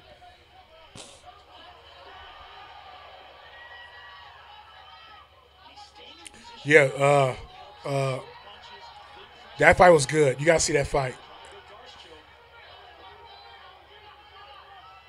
Yeah, but Whitaker is on the tear, Martin, but I'm not convinced. Like he reminds me of Chris Wyman. It's like I'm not downgrading anything he did. I'm not giving him props for getting credit for his wins, but I still feel like he haven't displayed anything to me he haven't displayed his skill set to a level to a point I feel like he's an elite fighter like people I think probably could beat him. I don't know, that's just me. Like I don't know. I think GSP would have got him.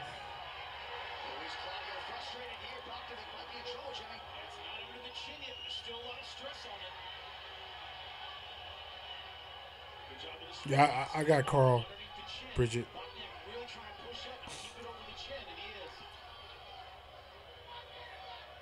Please like and subscribe if you're new. Show love to the channel. Right now, there's a fight on, but I'm not showing it because they already showed it on Fight Pass. I mean, I'm not showing the title. I mean, like, you know, I'm not saying what fight it is because it's Marcus Perez versus James Barkovich, I think, or Bakovic. Yeah, and I already seen it already. Marcus tapped him out with a rear naked choke. It was night. It was night for James. It was night for James. Night.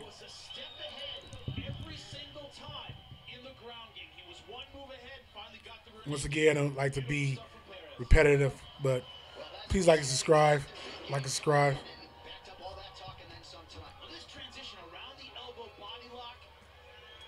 Got me a generic burrito, which is getting hard, so I'm trying to eat it before it does. I didn't eat before he got on here, so I'm eating, guys. Sorry. Have patience.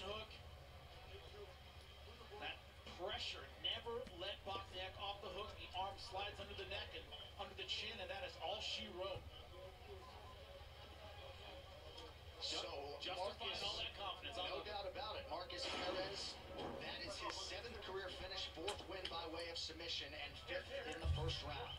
All right, now to make it official, we go inside. Just so you guys know, after these prelims, I'm going to go off live streaming, and then come back live streaming. I'm gonna come back live streaming with the pay-per-view. I just want to be two different uploads, so people can look through whatever they want to look through instead of looking through 6 hours of footage. So after I get done with the prelims on FX, I will be going off and coming right back on with the live stream for the pay-per-view. So please like and subscribe, hit the notification bell, so when I come back on 2 minutes after the prelims, you'll be able to catch this channel right away, knowing when I'm back on.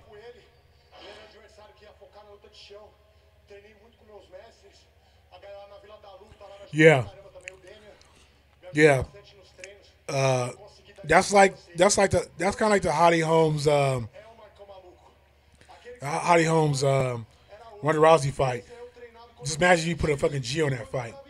Made a lot of money. Yeah, so that's a good bet. I mean, the odds are so low. The cash out would be great. Yeah, so if I was you, I'll put my money on that on Pennington too. Put it on Nunez, you'll win money, but I feel like it's always better to put money on the odds than the obvious. Você pegou as costas dele e fala como é que foi o final. Pô, fui lá, consegui dar uma queda muito boa nele. Wow. Eu vi que ele tava dando as costas. I can see that. I can see that. Yeah, I can see if she does win, she'll win by decision. I can see that. Yeah, I can see her knocking out or submitting Nunes. So that's right. If she win, it'll be by decision. And I think that's probably her game plan going into this fight is to score, and try to stay alive and score. Pretty much the same like how her girlfriend does. So right now is Marquez Perez just won. It was a fight on the Fight Pass that they showed again for a fill-in because the other fight was too quick. But after this next fight that comes on for the prelims for FX, Carl Robertson versus Ferreira, I'm going off and coming right back on with live streams for the pay-per-view. So please like and subscribe and hit the notification bell so you can be notified when I come back on with pay-per-view. Thank you for tuning in. Yeah, I totally agree. Her only way to win is decision. Yeah. I don't see her finishing Nunes here. Like, if she outscore, I can see that too. But I got a feeling it's going to be a bloody one. If it goes past 2 rounds, it's going to be a bloody one. A bloody fight. And it probably all fucking penitent blood. That's my boy. That's my boy Cody. So good. Look at that hair. Look at the chin on this kid. So tough. That's funny. Funny commercial.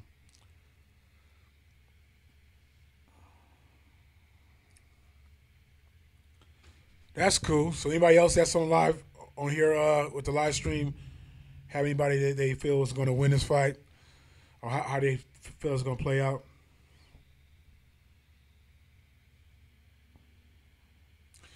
Are you okay to say how much you put down, Martin? I mean, if you want to, you don't have to say it. I know it's your business, but I'm curious how much you put down for Pennington.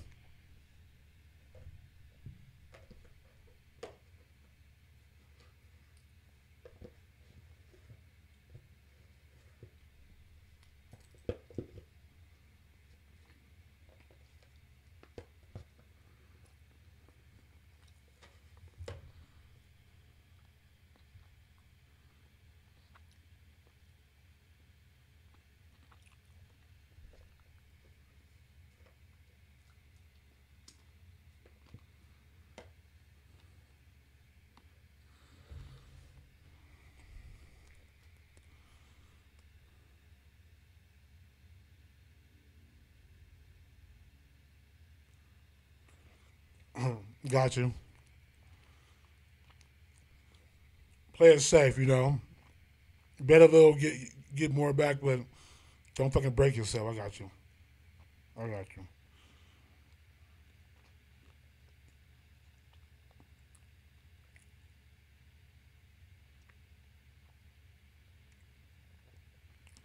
Right on.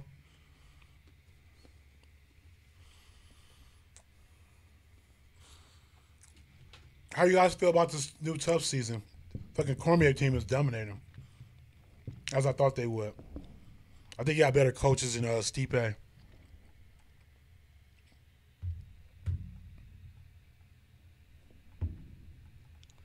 what it takes to contend in this middleweight division. Should be a good test for the New Jersey native here tonight, I would think, in the form of Cesar Mutanchi Fajeda.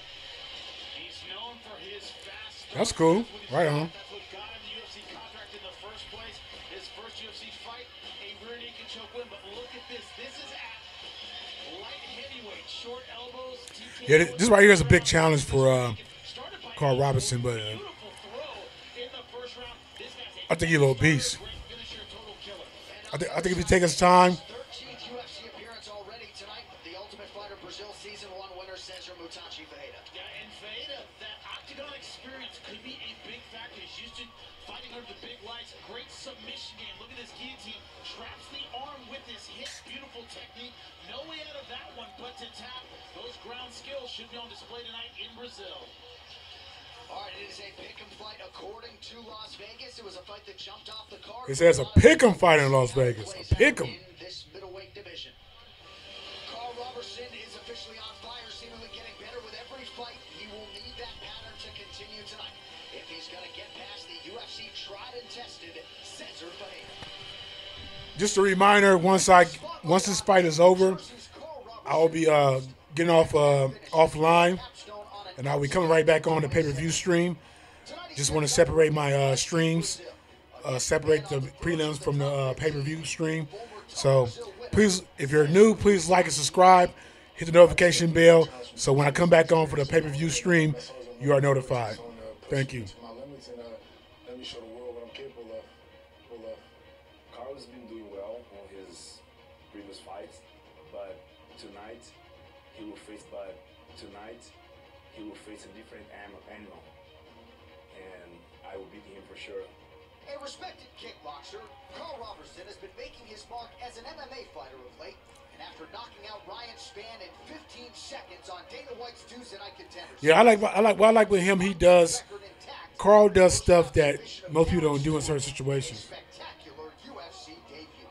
In my recent fights, I've been showing the world that I'm very diverse. I'm not just a kickboxer, and now I'm going to bring it back to my kickboxing and show them that I can bang, and I'm out there to go hurt you, dude. Nearly 6 years ago, Sao Paulo's Cesar Ferreira announced his UFC arrival with a win over Sergio Moraes. 7 more UFC wins have followed, and after winning 4 of his last 5, Mutachi is prepared to pin a loss on Robertson's record and continue his quest for middleweight gold. My goal is to be. I have that goal since I started training MMA, and that's why I'm here. I'm not here to be number 2 or just one more fight in the UFC. I will be the next UFC middleweight champion for sure. Superhero landing. You gonna do a superhero landing? I like Deadpool. Really hard on your knees. Deadpool, Tuesday. Oh, that's the first one too. Only Legion on FX. Honey, have you seen my belt? No, check the bottom drawer, though. Heard you're looking for a belt. I got plenty more. I am gonna need that back though. Don't lose it! There's no way I'm giving this back. Metro PCS brings you closer than ever to the UFC. Anytime, anywhere. On a reliable network. Yeah, I noticed that my feed got a super delay. Usually it's like a little delay, super delay. And that's only because it was a little bit buffering for some reason with the feed, which never really happens. So, but after this fight, don't worry, I'm gonna be back on the new stream, and it should be back to normal when I get back on the next stream for the pay-per-views. So please, once again, if you're new, please like and subscribe. Hit the notification bell so when I come back on after this prelims for the pay-per-view stream, you will be notified. Thank you guys for tuning in.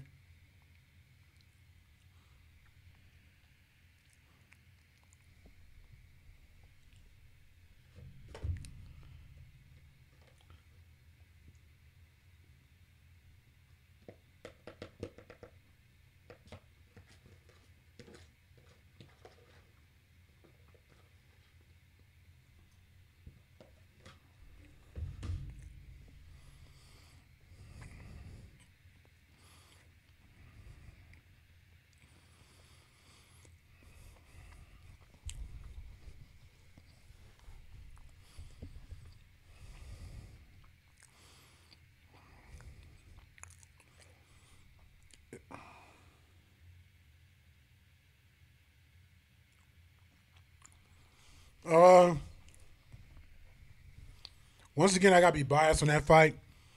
I gotta be biased on that fight, like I'm biased about the Souza fight. I got Machida. Belfort retiring anyway. That's for one reason. That's one reason to make it easy. 2, regardless about, I don't think Machida has a run in him for a title run. I feel like his title run as lightweight champion light heavyweight champion was so short, and I feel like it sucks because I think if he came like 2 years earlier, he probably would have been a champion a little bit longer. And every time he speaks on these embedded or countdowns, he sounds so confident with wisdom of a new life, a reincarnation, or re-energized to this new level of fighting. And he's so well spoken, like a Bruce Lee or something like that. But he always seems to not pull it out, and it's so funny because he speaks all this stuff. But I want him to win. I think he pull it off. I mean, all you got to do is not get caught by Belfort. But what could Belfort do other than catch him? He can try to take him down, but I doubt he does that. So as long as we cheat to keep his ground and keep his stance, he's good. Here we go. Cesar Ferreira against Carl Robinson. I got Carl, like I said. Hey, this young cat got something. He needs to win this fight to put himself in the eyes of Dana White and all those above. This fight is 3 rounds in the UFC middleweight division. Introducing first, fighting out of the blue corner, a kickboxer holding an undefeated professional record, 6 wins, no losses. He's from Neptune. Neptune, New Jersey. That's funny. Fighting out of Neptune, New Jersey, USA, Carl Baby K Robertson. Baby K. What the K stand for? And now introducing his opponent, fighting out of the red corner. Yeah, fucking Ferreira looked fucking bigger and like more athletic. 6 losses. He stands 6 feet 1 inch tall, weighing in at 186 pounds. Fighting out of Miami, Florida, USA, by way of Ibitiga, Sao Paulo, Brazil, presenting the tough Yeah. Yeah, I got Machida. I mean, as long as he stay focused and like, you know, and I don't think Belfort's fast enough to catch him. He used to be fast back in the days, but he's older now. He's not on the fucking pads no more. And I know it's the more he cut down weight because he had less pads in his body, the worse he got as a fighter. In Rio de Janeiro, Brazil. It's over to pay-per-view top of the hour for UFC 224, Nunes versus Pennington. But first, Carl Robertson, who is in white, taking on Cesar Mutachi Fajeda, who is in black, second time facing... Exactly. That's just like I said, some juice. I call it secret ooze. You need that secret ooze to be, you know, be a contender.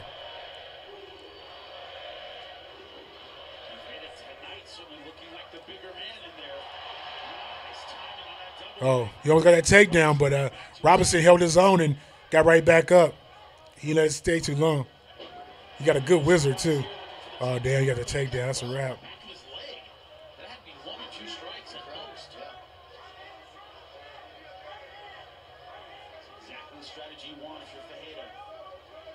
It is amazing to think that Mutachi made 170 pounds at the UFC. He's a gigantic middleweight. Right. And trying to get after Carl Robertson physically here about a minute in. Robertson figured to get a heavy dose of this. Right now, Ferreira got Robinson down and pretty much, you know, on top. Robinson holding his own by not letting him transition. Oh, shit. He almost got that mount. Robinson stopped him in time and got it. Ferreira only got the half guard. Please like and subscribe if you're new. Hit the notification bell too. So when I go off and come back on with pay-per-view, you'll be able to see me. So hit the notification bell and like my channel, please. Thank you.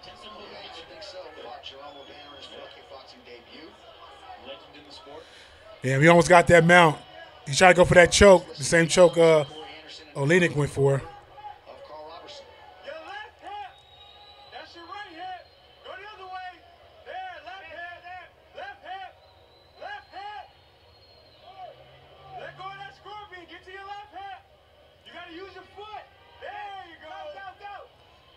Oh, he listening. least he listens to his corner and he getting through it. Keep scooting. Strip it out. Strip it out. Strip it out. Strip your hips away. You gotta get the hips away. There you go. Back and out. Foot to the head. Hey, beat him up in there. Push it, punch. Foot to the head. Push it, punch, son. Foot to the head. Push it, punch. Feet to the head. Yes. He's scoring. I like Robinson. He listens to his corner. He do everything they're saying, and he's got a situation with Farah, and he's actually punching and scoring. I hate when people sit on the bottom and don't try to score. You know what I'm saying? All that time you're down under control, you should be trying to score too. Damn. Ferreira, he got up and Ferreira got right back down. Yeah, Ferreira's just a superior grappler and probably stronger. But Robinson holding his own as him defending himself. Just like Jack Hermanson earlier against Titus Latus, and he just came back with immaculate ground and pound. But Cesar Veda, we mentioned the experience. He turned pro back in 2007, 2015 for Carl Robertson. And Veda really started to accrue a lot of top position time here early. And he's staying low. He's really getting the distance he needs to land good ground and pound. Not trying to push the pass very hard. Just staying tight, taking the energy out of Robertson.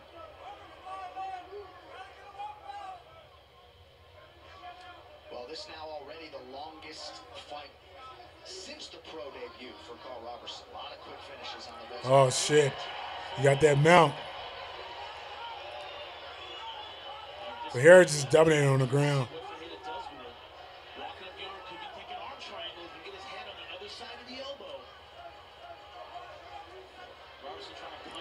If Harris is a way more superior ground specialist.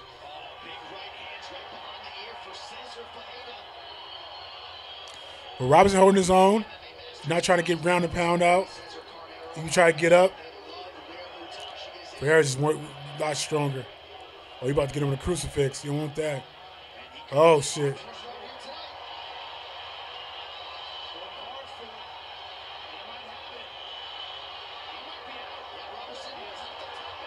Oh, wow. Oh, wow.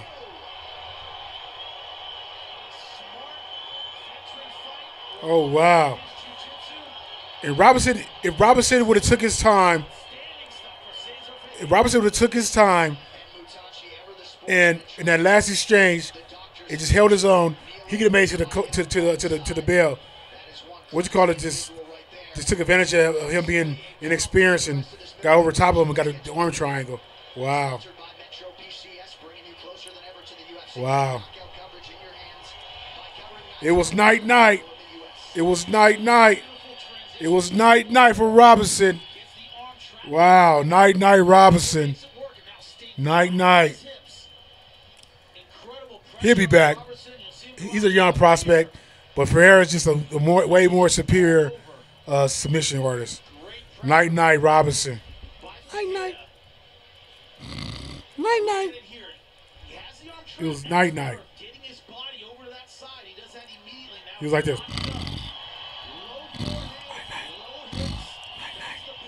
Please like and subscribe. Show your love. First submission win in the UFC for Cesar Veda since he got Jack Hermanson out of there in November of 2016. Cesar Veda getting it done in a big way here tonight. We will talk to him next on FX. When steak is really this good, you show it in slow-mo. Slow motion steak. Get an entree like this, plus starter and Coca-Cola for just $10.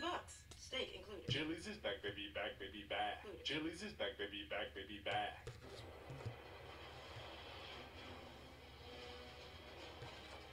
It's not just the ships, the armor, or the aircraft. It's something more. It's the will to fight and determination to win, found inside each and every Marine that answers a nation's call. Battles won.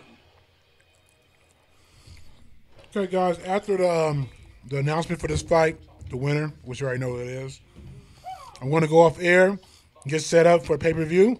I'll see you guys in a few. So please like and subscribe so you guys can know. So please like and subscribe so you guys can. Sorry. Please subscribe and hit the notification bell so you guys could be aware when I come back on. And I'll be back on in probably the next 10 minutes. Well, 15 minutes after this announcement. Ladies and gentlemen, referee Fernando Portela has called a stop to this contest at 4 minutes, 45 seconds of the very first round, declaring a technical submission due to an arm triangle choke. Technical submission, never heard of that before. That's something new. How you do that? TS? Technical submission. I never heard of that. There is a new UFC middleweight contender. His name is Cesar Ferreira. Congratulations as you keep it going here tonight. Huge win over Carl Robertson. Você é o novo desafiante da categoria. Parabéns pela sua vitória hoje contra o Carl Robertson. Obrigado. All right, guys. Thanks all you guys for tuning in for my prelim show for UFC 224. Please go subscribe, hit the notification bell, because in like 15 minutes I will be right back on. All right, this delay. So with delay, probably in 13 minutes I'll be right back on with the pay-per-view live stream. And please tune in, subscribe right now, and I'll see you guys soon.